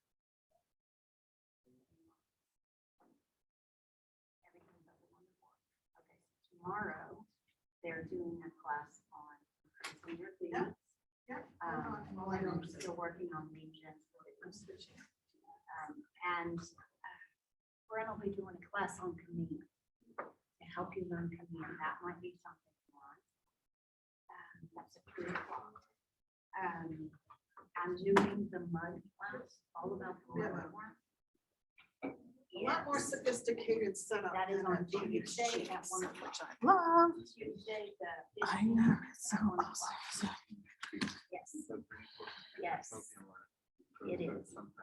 mhm. Absolutely. Yeah, particularly if you have a seller, you should be preparing that form and getting ready. Mm. Um, Yeah, I'm so much more happier here. DocuSign, they're Yeah, doing one that. day we'll all go to lunch, but And I'm so happy. Not only are we teaching commissions and how to do that. So once you've got a contract and you know, got all your Mhm. approved, how do you get paid? She'll go with that. So Yeah. that's this month. There's a lot. She's awesome. Yeah, so I don't really handle all that anymore. They just do things so much differently, which is great. A lot less off of my plate. So I am gonna stop screen sharing. No, yeah. Okay, let me see. I can get you on our Zoom. Okay. Okay, we can hang up. Okay, bye. Is she gonna talk? Yeah. Awesome.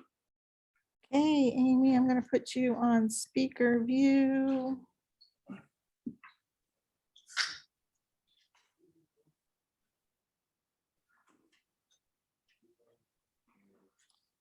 Okay, so I am hooked up to my I have to.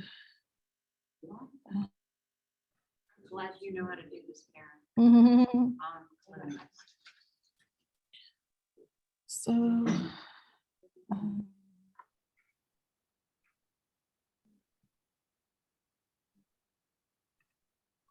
Amy, can you hear me? I can, thank you. Oh, good. And you're on our speakers. And everybody, you probably can't see anybody. You can only see me, right? That is correct. I see the training room. That is correct. So great. So you see a camera that shows the training room, so you could see your peeps in there. So you're going to have a two different kind of view. You have me in front of you and the classroom, but the folks in the classroom just see you. I see them.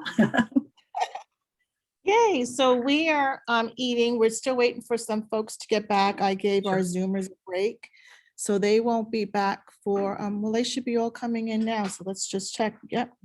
Let me just check that everybody is here. 1, 2, 3, 4. On our Zoomers, are all of you back? I don't know. I can't see if everybody, I don't see their photos. Let's just wait a few minutes till we see their That's pretty fine. face. Absolutely. Thank you. I'll wait for your cue. Yeah, we're gonna plan on start right at in about 3 minutes. So I'm gonna go grab one of Keith's fabulous lunches. You go for it. He did the key lime pies too that are very good. So, I don't know what he put in there. Did he put the key lime pie in there? His claim to fame. Okay, so his claim to fame is chicken salad, which is to die for, and his key lime pie. So he's Keith. He's actually a private chef that Amy and I have used for many, many years for a lot of our events. He used to do Christmas parties for the other brokerage that I had and stuff. And so he's just really great. So we're bringing him in here. yeah, y'all enjoy the chicken salad for me. Oh, we should have got one sent to your house. I know. Okay, let me get a brochure we need to.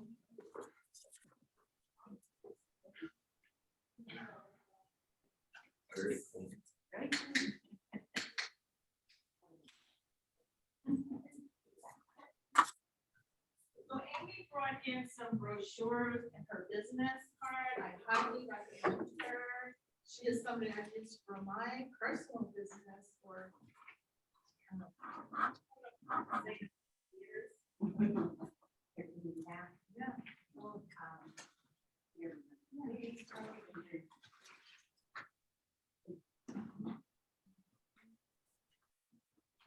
for probably about 10 years now, 11 years.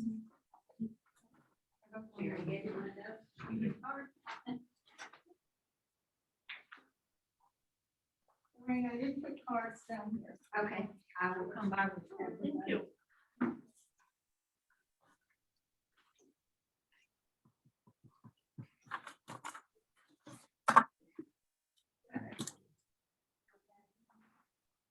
It's really appropriate that we're going over contracts because home warranty is an integral part of the services that you're going to provide in these contracts, whether you're working for a buyer or seller, right? So let me get you another booklet that Amy has.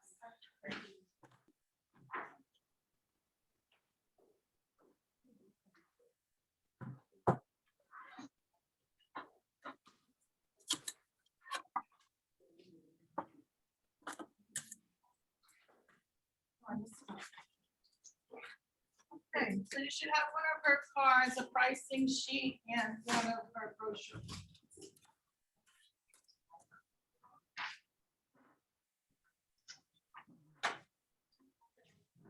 Leave them up.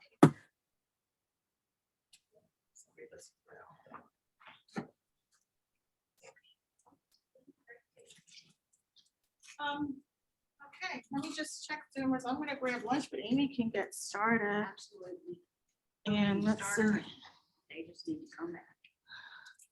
Okay, our Zoomers, are you ready to go? Because we're gonna go ahead and get started on Zoom land. You all should be on speaker Zoom, speaker view. If you look on your right-hand corner. Thanks, Jessica, you're on. I see you. Great, all right, yay. Love seeing all of your wonderful faces. So on Zoom land, I got you guys on the monitor, so everybody here in the classroom can also see you guys. So just full disclosure, everybody can see you. So if you guys want to change your view on Zoom to view speaker, then you get to just see Amy. So on the right-hand corner, you'll see 3 little dots in view. You can go ahead and click speaker view. And you get to just see Amy. Okay. I don't know why we have.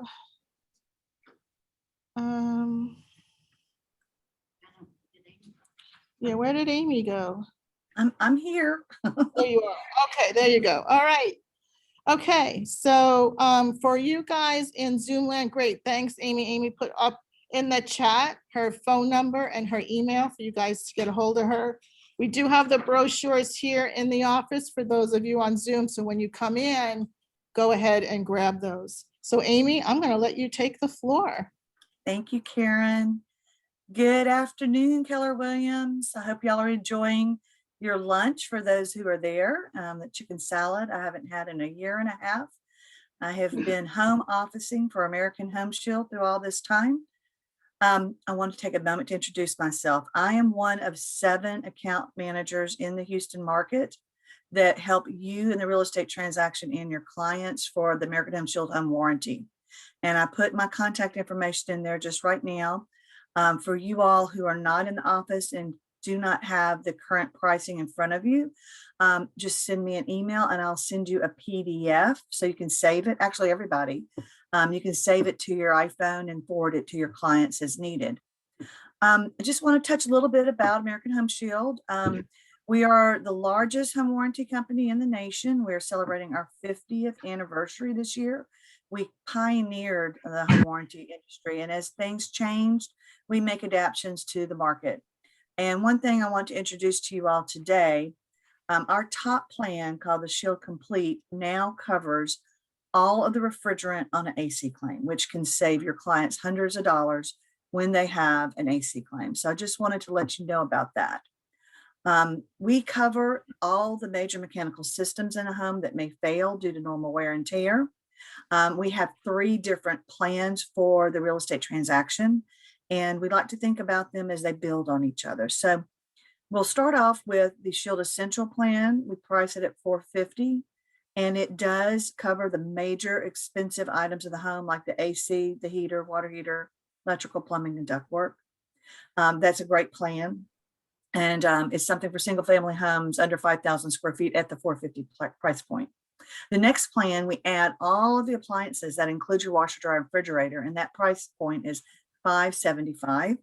So in addition to your central systems, you would have all the kitchen appliances, your microwave that's built in, your range oven, cooktop, dishwasher, garbage disposal, refrigerator, also the washer, dryer. Good plan, very good plan. And then the top plan I was referring to is called Shield Complete. We add on to that the garage door openers, ceiling fans, exhaust fans, doorbells, telephone wires, and of course that very valuable refrigerant coverage. And if anyone's ever worked with a home warranty on a AC claim, you do know that the non-covered expenses on additional Freon can be quite expensive. We have some additional services we have. Karen wanted me to mention that a little bit to you all.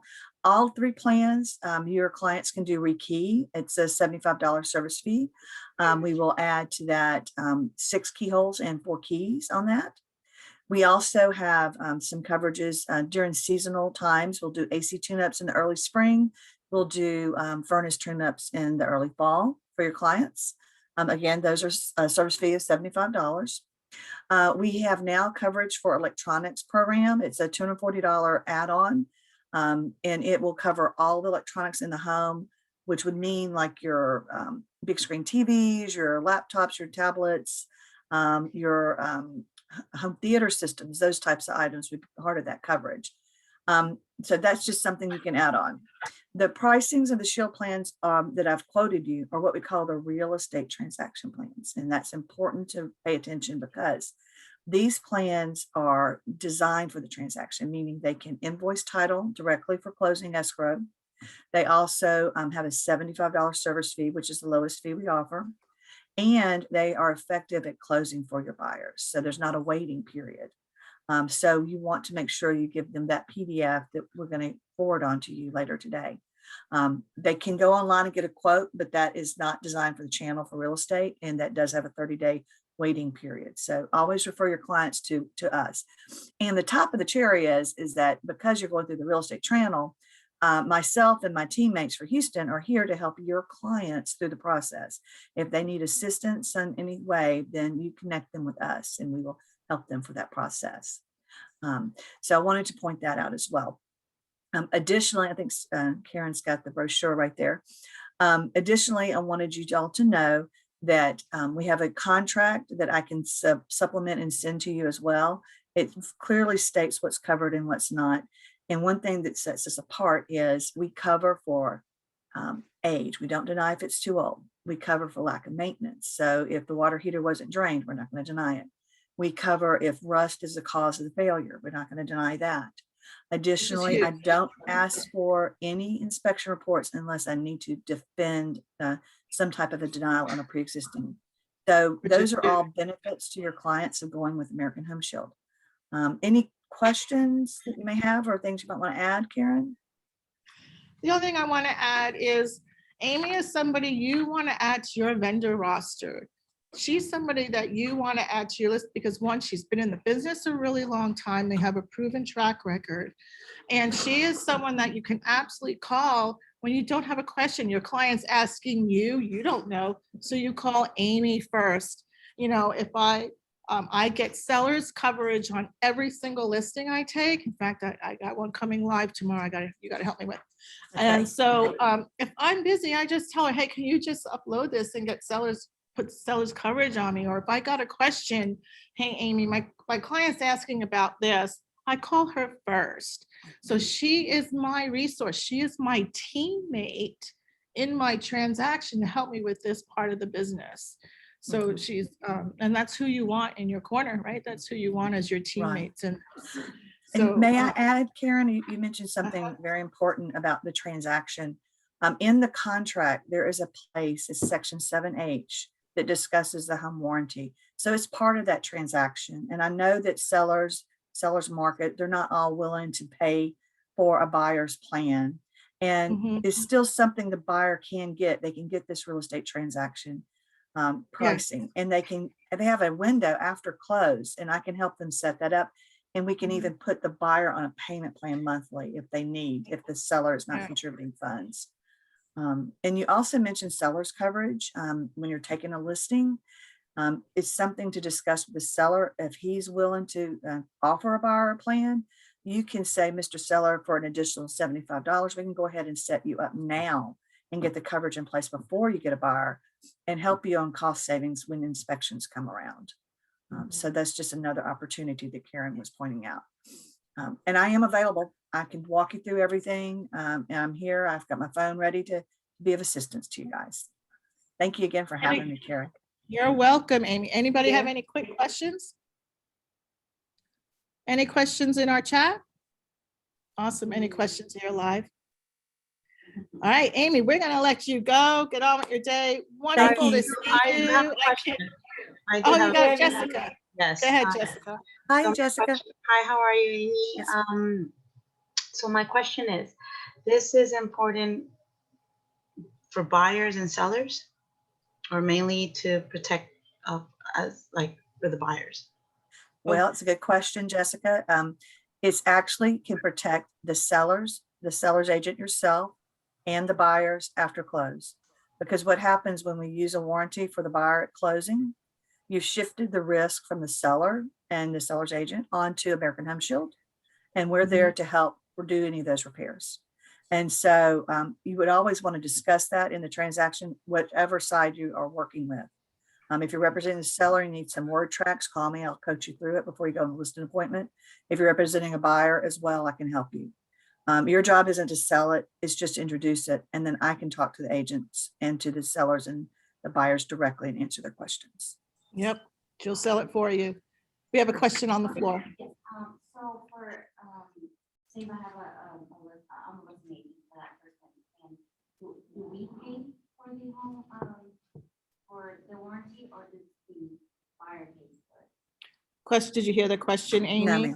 No, ma'am. Okay, so she is a listing agent. She wants to put seller's coverage. Does she pay for it as the listing agent, or does the buyer pay for the seller's coverage fee? You The know, 75. okay, here's the way the seller's coverage works, okay? It's an additional $75 paid at close with a buyer's plan. How you position it as a listing agent is up to you, okay? Some listing agents go in for the listing straight on and say, if you list your house with me, I'll cover you Complimentary. during the listing period. And that means at closing, you'll pay that $75. You use that as a way to get the listing agreement. That's one way. The other way is you could educate the seller that it's an additional $75 that you pay at closing when the buyer closes. Now, I have had an agent this past week that was a buyer rep agent to make their buyer offer stand out to the seller. They not only put in their offer that they were going to pay for a buyer's plan, they also put they were going to pay for the seller's plan as well. Brilliant. And they got their bid accepted. And so we put the seller's Brilliant. coverage on before inspections, and at closing, the buyer is paying both their own buyer plan and the seller plan.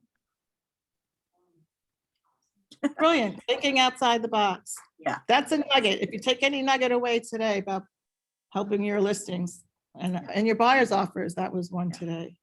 Golden So, nugget. And if you have seller's coverage in place, just email the buyer agent and copy me in and say, hey, we just want you to know this home has already got coverage.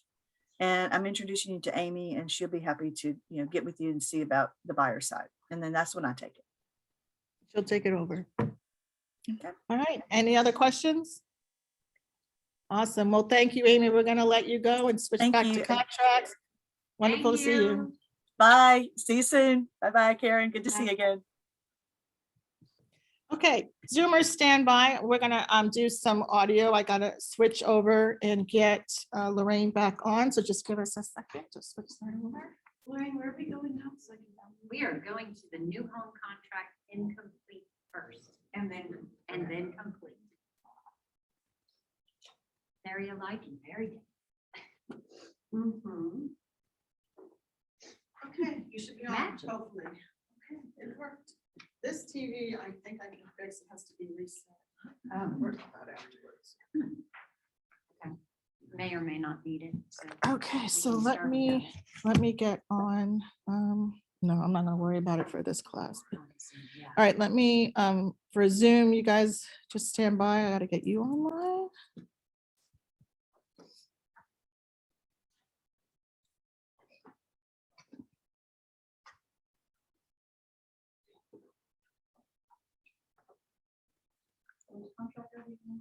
We're going to look at the new home contract incomplete. It is the, I just have the Trek version in front of me.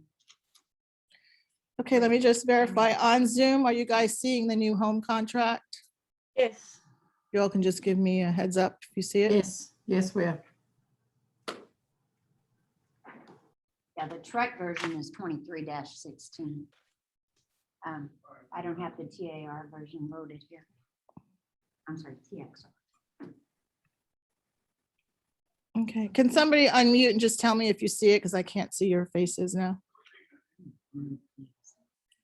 Jessica, do you see the new home contract? Yes, I do. I can see it. This one.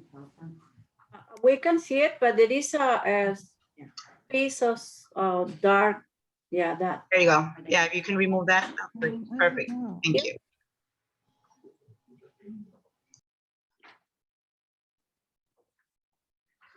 because I can't hear now. I know, where did they go? Can you guys put it in chat if you can hear and you can see? We can hear and see. Okay, we're good. Let's go. Awesome. Let us move on then. The one we're going to look at now is the new home contract, the incomplete construction.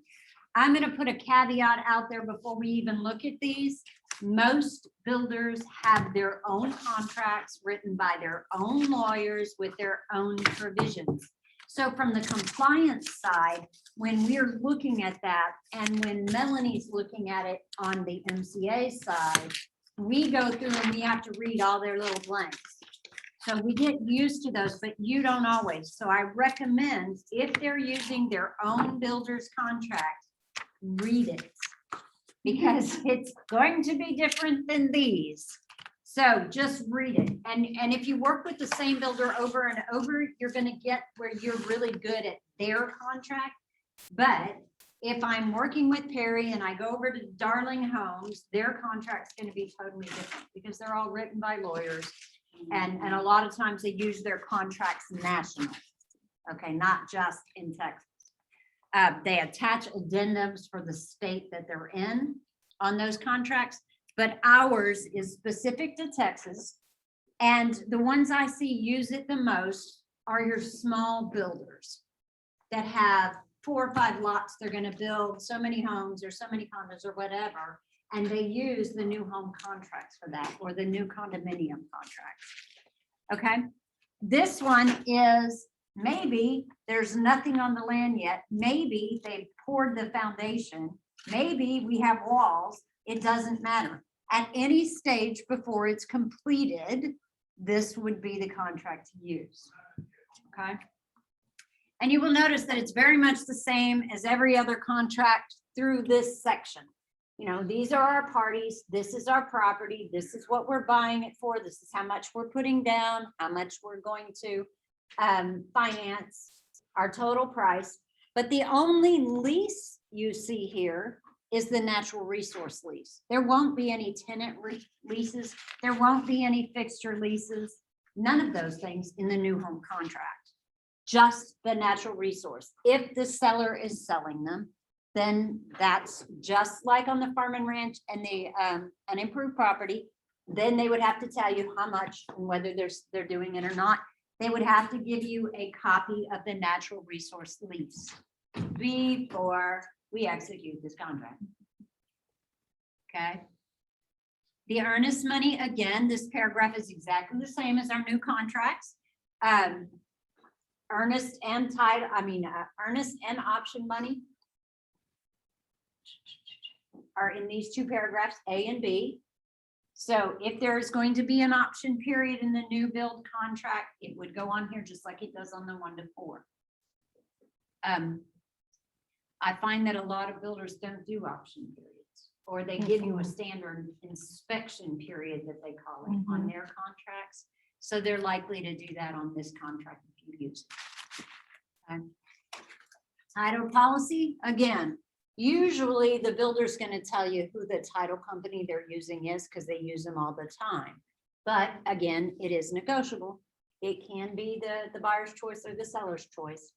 And are we going to delete the standard exceptions, or are we going to amend it to reach shortages in areas? This is added back into this contract. Some of the contracts we looked at today didn't have that. Okay. Is the seller going to buy the survey, or is the buyer? There is not a box to check that says, I'm going to give you the existing survey, because there is no existing survey. So we have to decide, is the buyer paying for it? Is the seller paying for it? Right now, we're in a very hot seller's market. I would say the buyer is probably going to end up paying for the survey. Later on, when we switch to a buyer's market, that may change.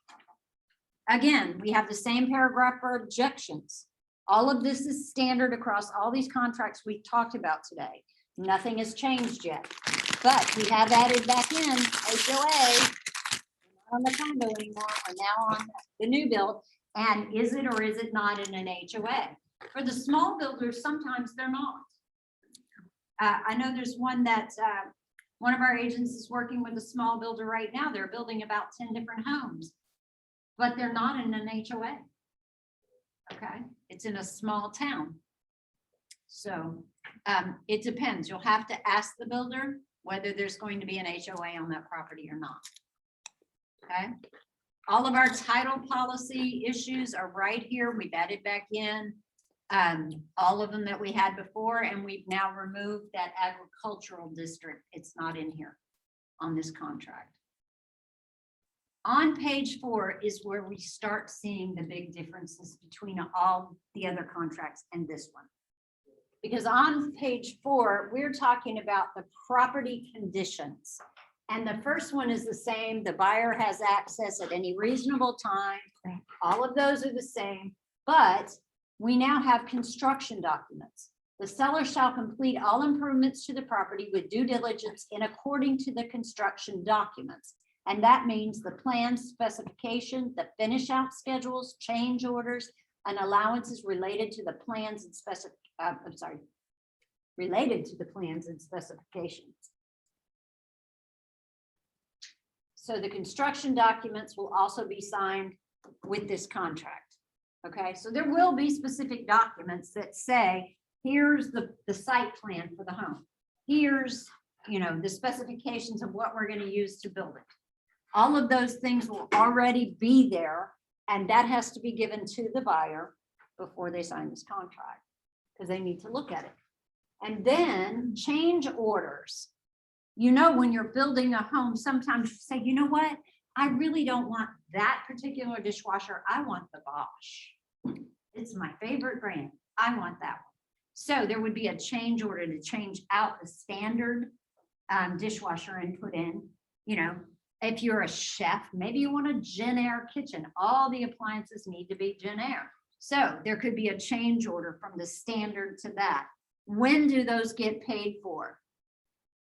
Here, it says all change orders must be in writing. Increases in cost resulting from the change order or items selected, which exceed the allowances specified in the construction documents, will be paid by the buyer as follows. And the most often I see here is upon ordering. You have to pay for those changes right up front. Even in builders contracts, I see this all the time, that it's upon ordering that you have to do that. So that they're not eating that cost, because it's not factored into the original construction plans. It's going to cost additional.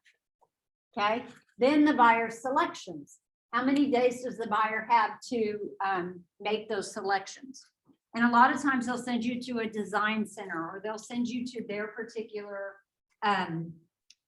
floor and more, those kind of places, if that's what they're doing in order to get those design elements done. They'll send you there and you will say, these are my selections within that many days.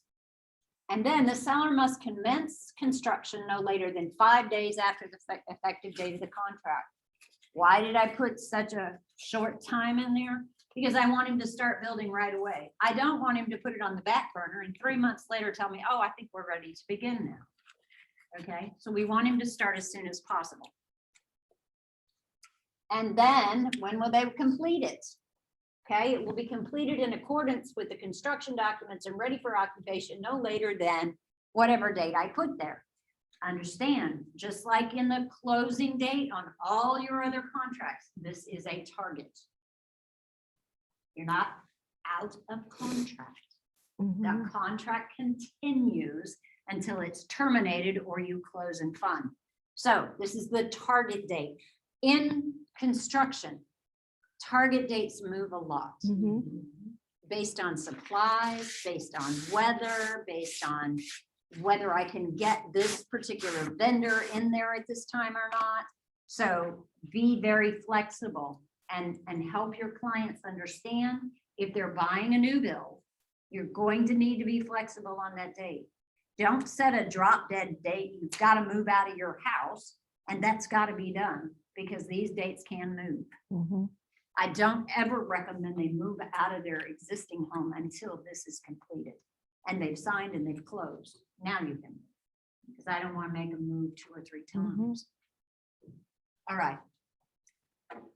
Then, except as expressly set forth in this contract, a separate writing provided by law, the seller makes no other express warranties. Now, that's not saying he's not giving a building warranty. Can we back up? He is. Can Sure. we address the other hot topic we have is seller may substitute materials, equipment and appliances. Yes. Huge issue. It is, and that's a lot of times what we'll end up in court with is they Mhm. substituted this for that, and it has to be of equal value. Mhm. But if you specifically called out, I wanted Jen Air, and they put Kenmore, that would be a breach or a potential breach, and it Mhm. probably would end up in a court of law. But the So- key word is value. So Yes. the issues that I've seen and I've been to mediation on is wood flooring. Wood flooring is a huge issue. And now that we have a shortage in materials. So the issue has always been the type of wood flooring. Is it real hardwood or is it engineered? Builders like Perry, Trendmaker, they reserve the right in their contract to put engineered wood in. You think it's hardwood. When you went through the model, the buyer swore it was hardwood. And then when the wood is in their home, it looks like it, but then they see, a work order and they say, oh, this is engineered wood. It's not what I signed up for. And the builder is in his rights to go ahead and do that. It is of equal value and same value. The difference will be you buy $1 million home, a luxury home by Toll Brothers, and it's hand scraped hardwood floor. It's very different than what an engineered wood product would look like. It's very reasonable to the eye. That's a stark difference.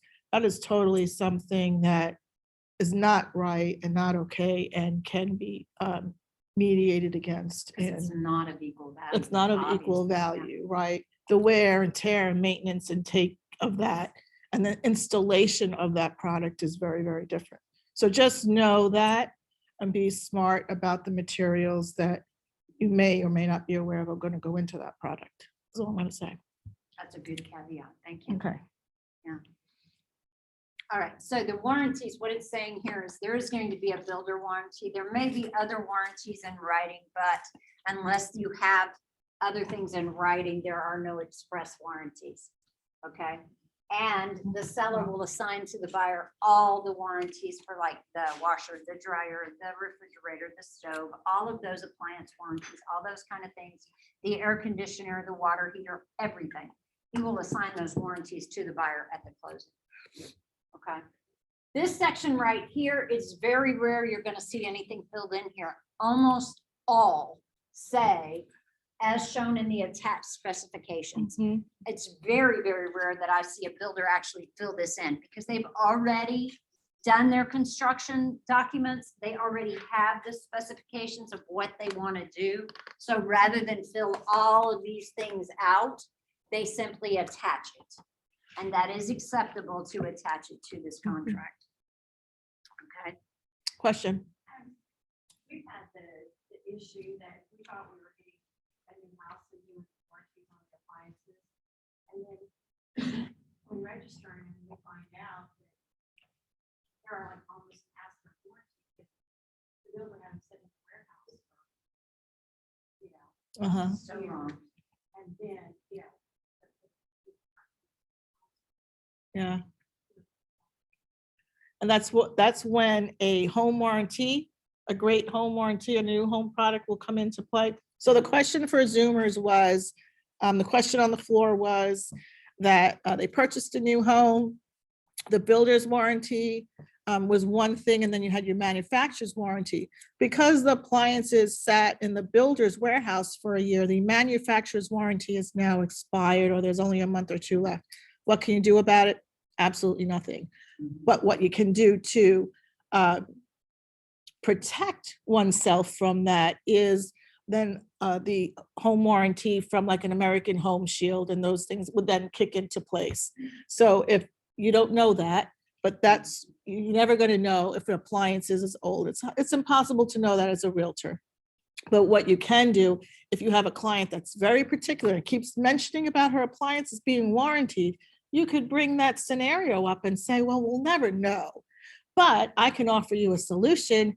You could purchase a home warranty from a third party like American Home Shield, and that will cover you an extra year.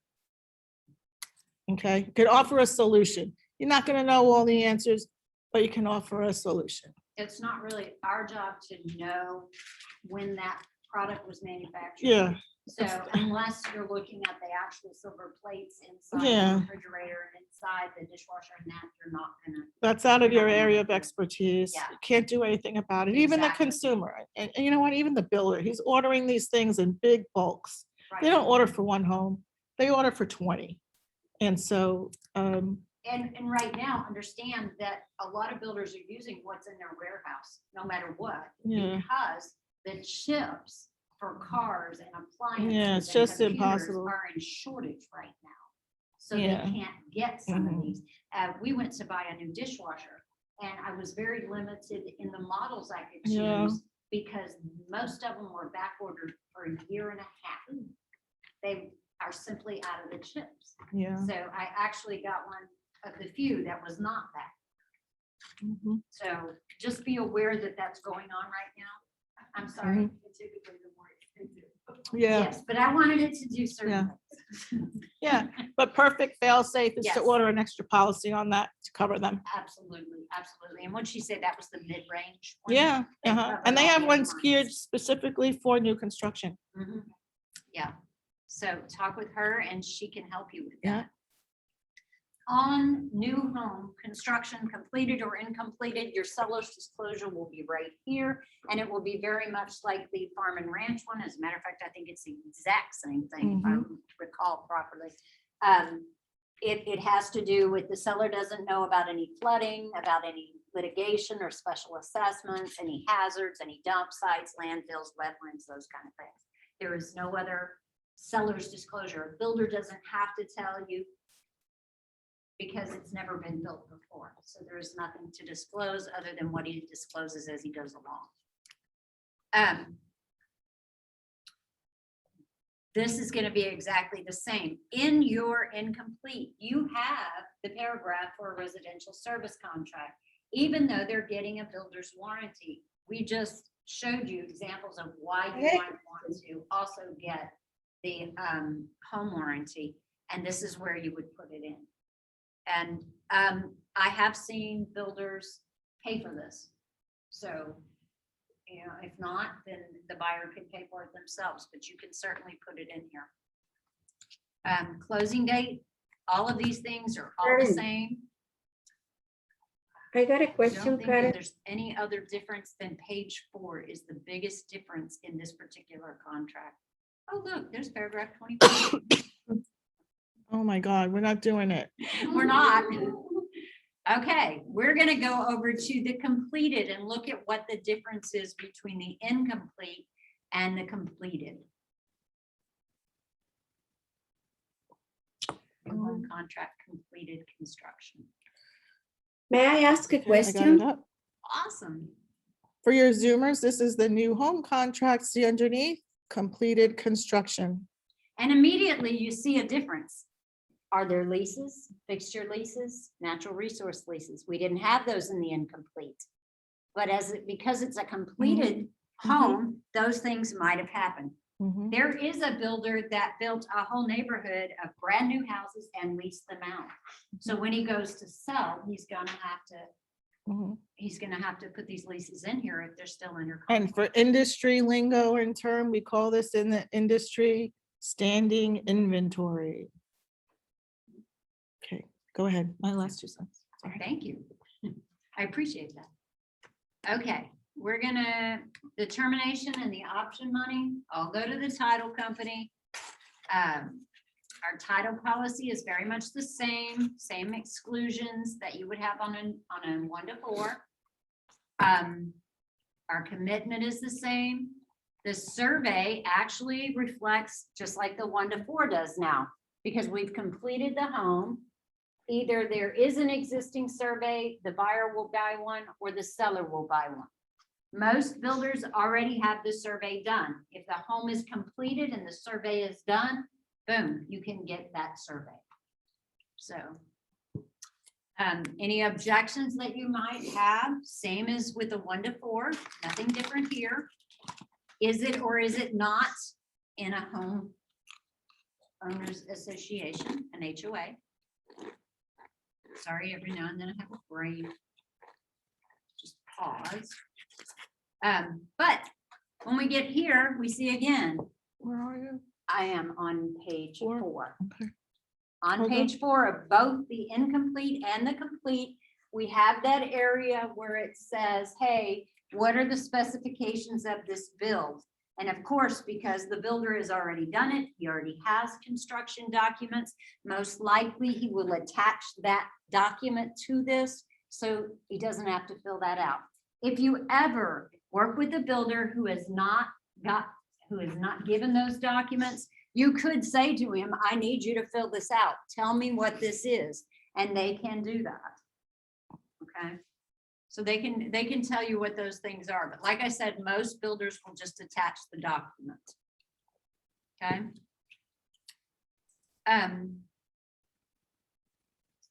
The seller's disclosure again is going to be like your unimproved property, your incomplete build. It's just going to be right on here. Since no one's ever lived in the home, there will not be another seller's disclosure.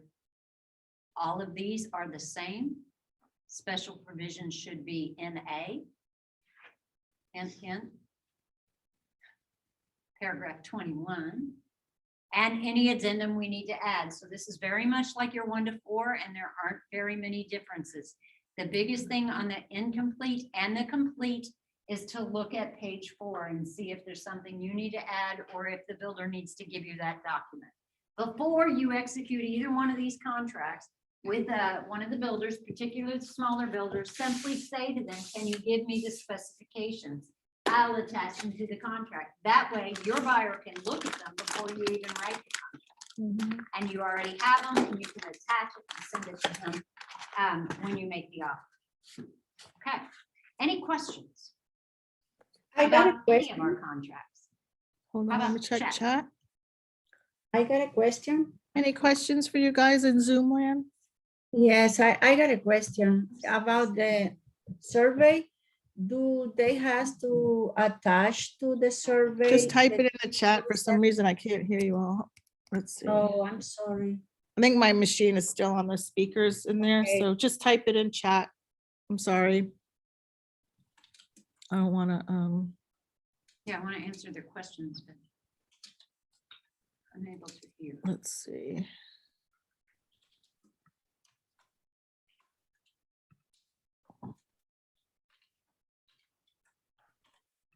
Share sound, I got my share sound on.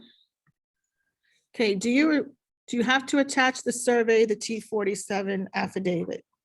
Is the question. On which contract? On which contract? Oh, Asleva.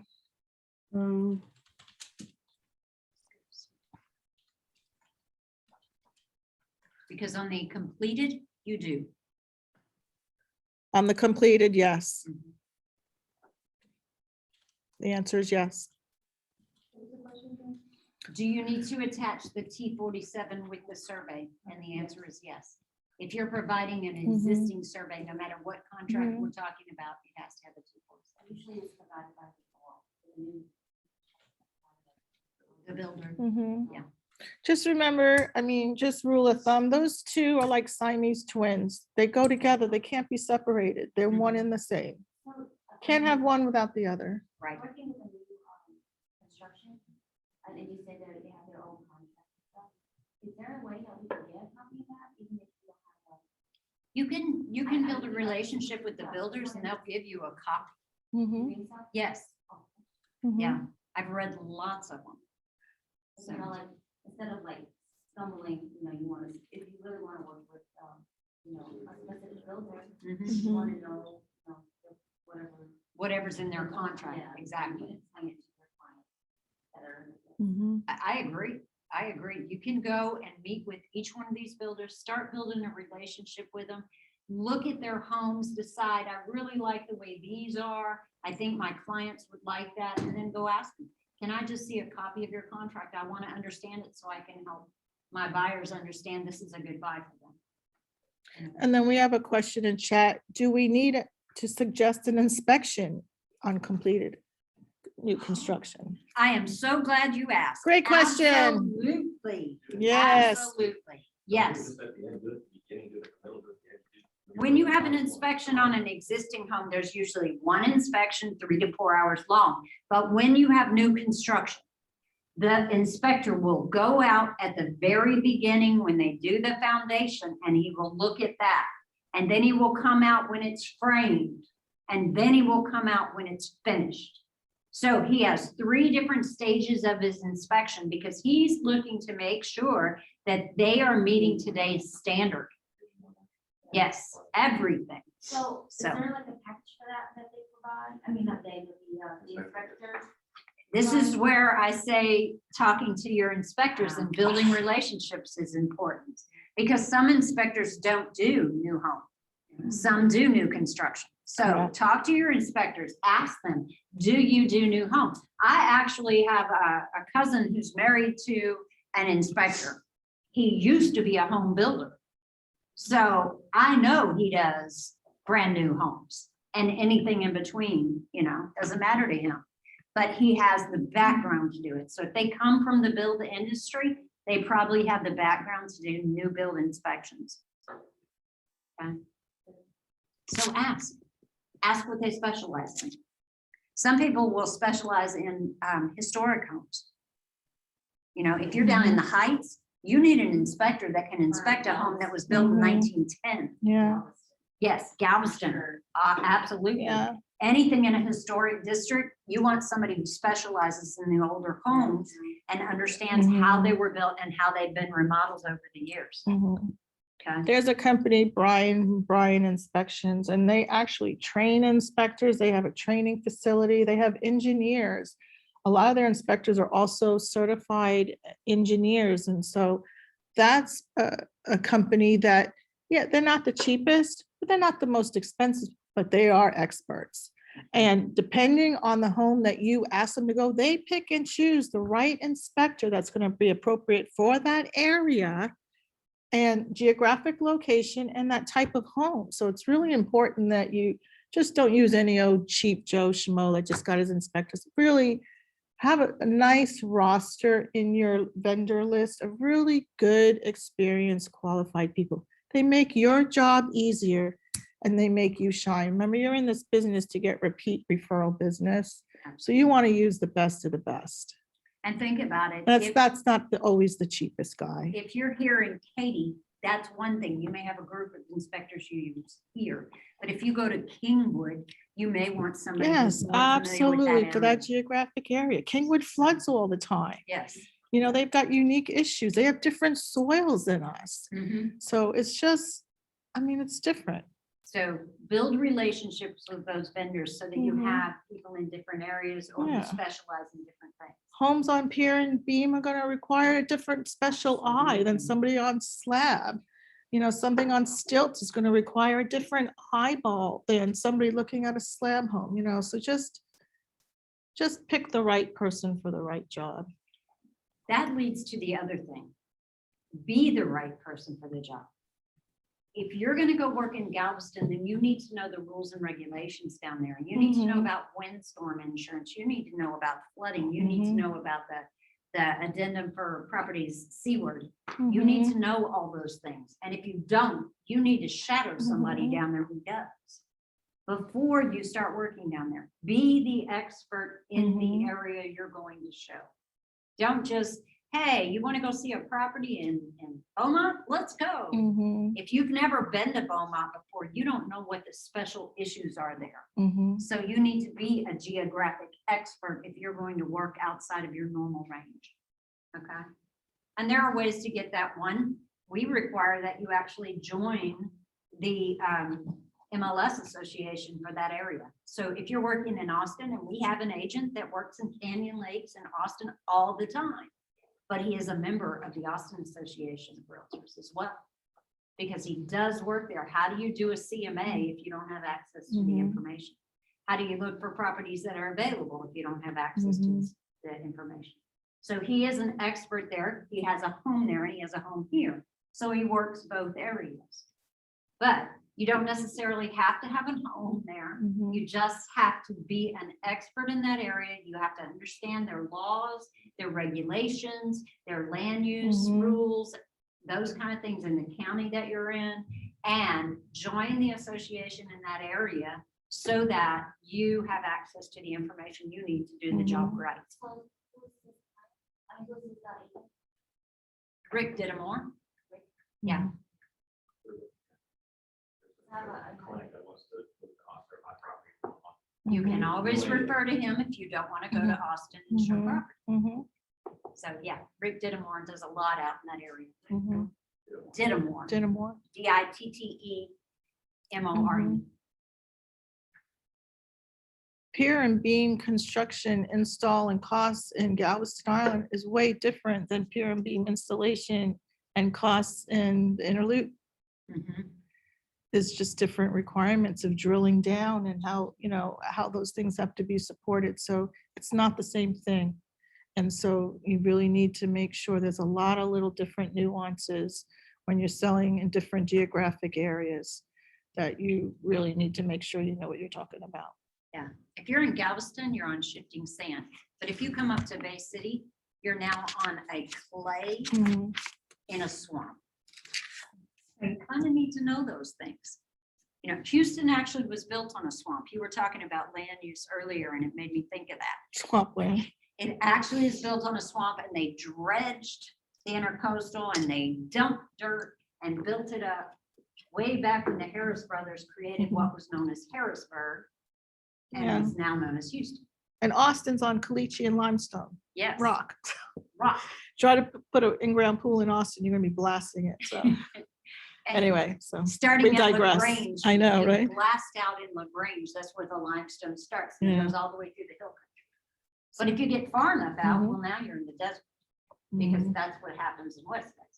So you kind of have to know your areas and what you're dealing with and how you build in those areas, and inspectors for those particular places who are familiar with the different geographics and different land formations in those places. How do you learn? Ask questions, and every time you have an inspection, team up with your favorite inspector to tag along with him. You know, when I was in the business, when I first started, I latched on to some great home inspectors, and they let me pal around with, them on my listings when I did an inspection, and I learned a lot from them. I asked them a lot of questions, they taught me a lot, and that's how I gained my knowledge. Not to relay to my client and be an inspector, but for my own knowledge on how construction is and how things work. You are not to be an inspector.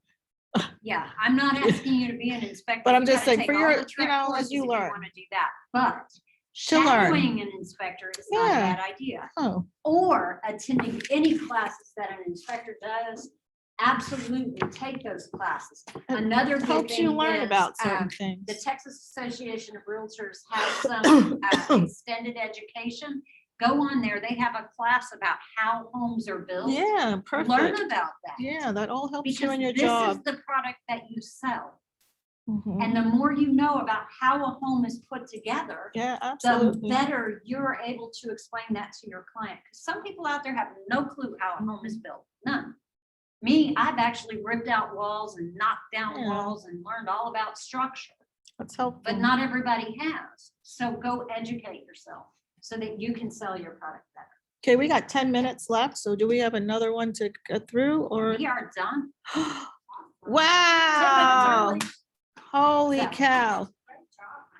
Thanks. Ah. I appreciate y'all coming. If you have Yeah. any questions, feel free to stop by. Any Karen's questions office in or chat? email me. For our Zoomers, you guys got any questions? If not, I'm gonna let you all go.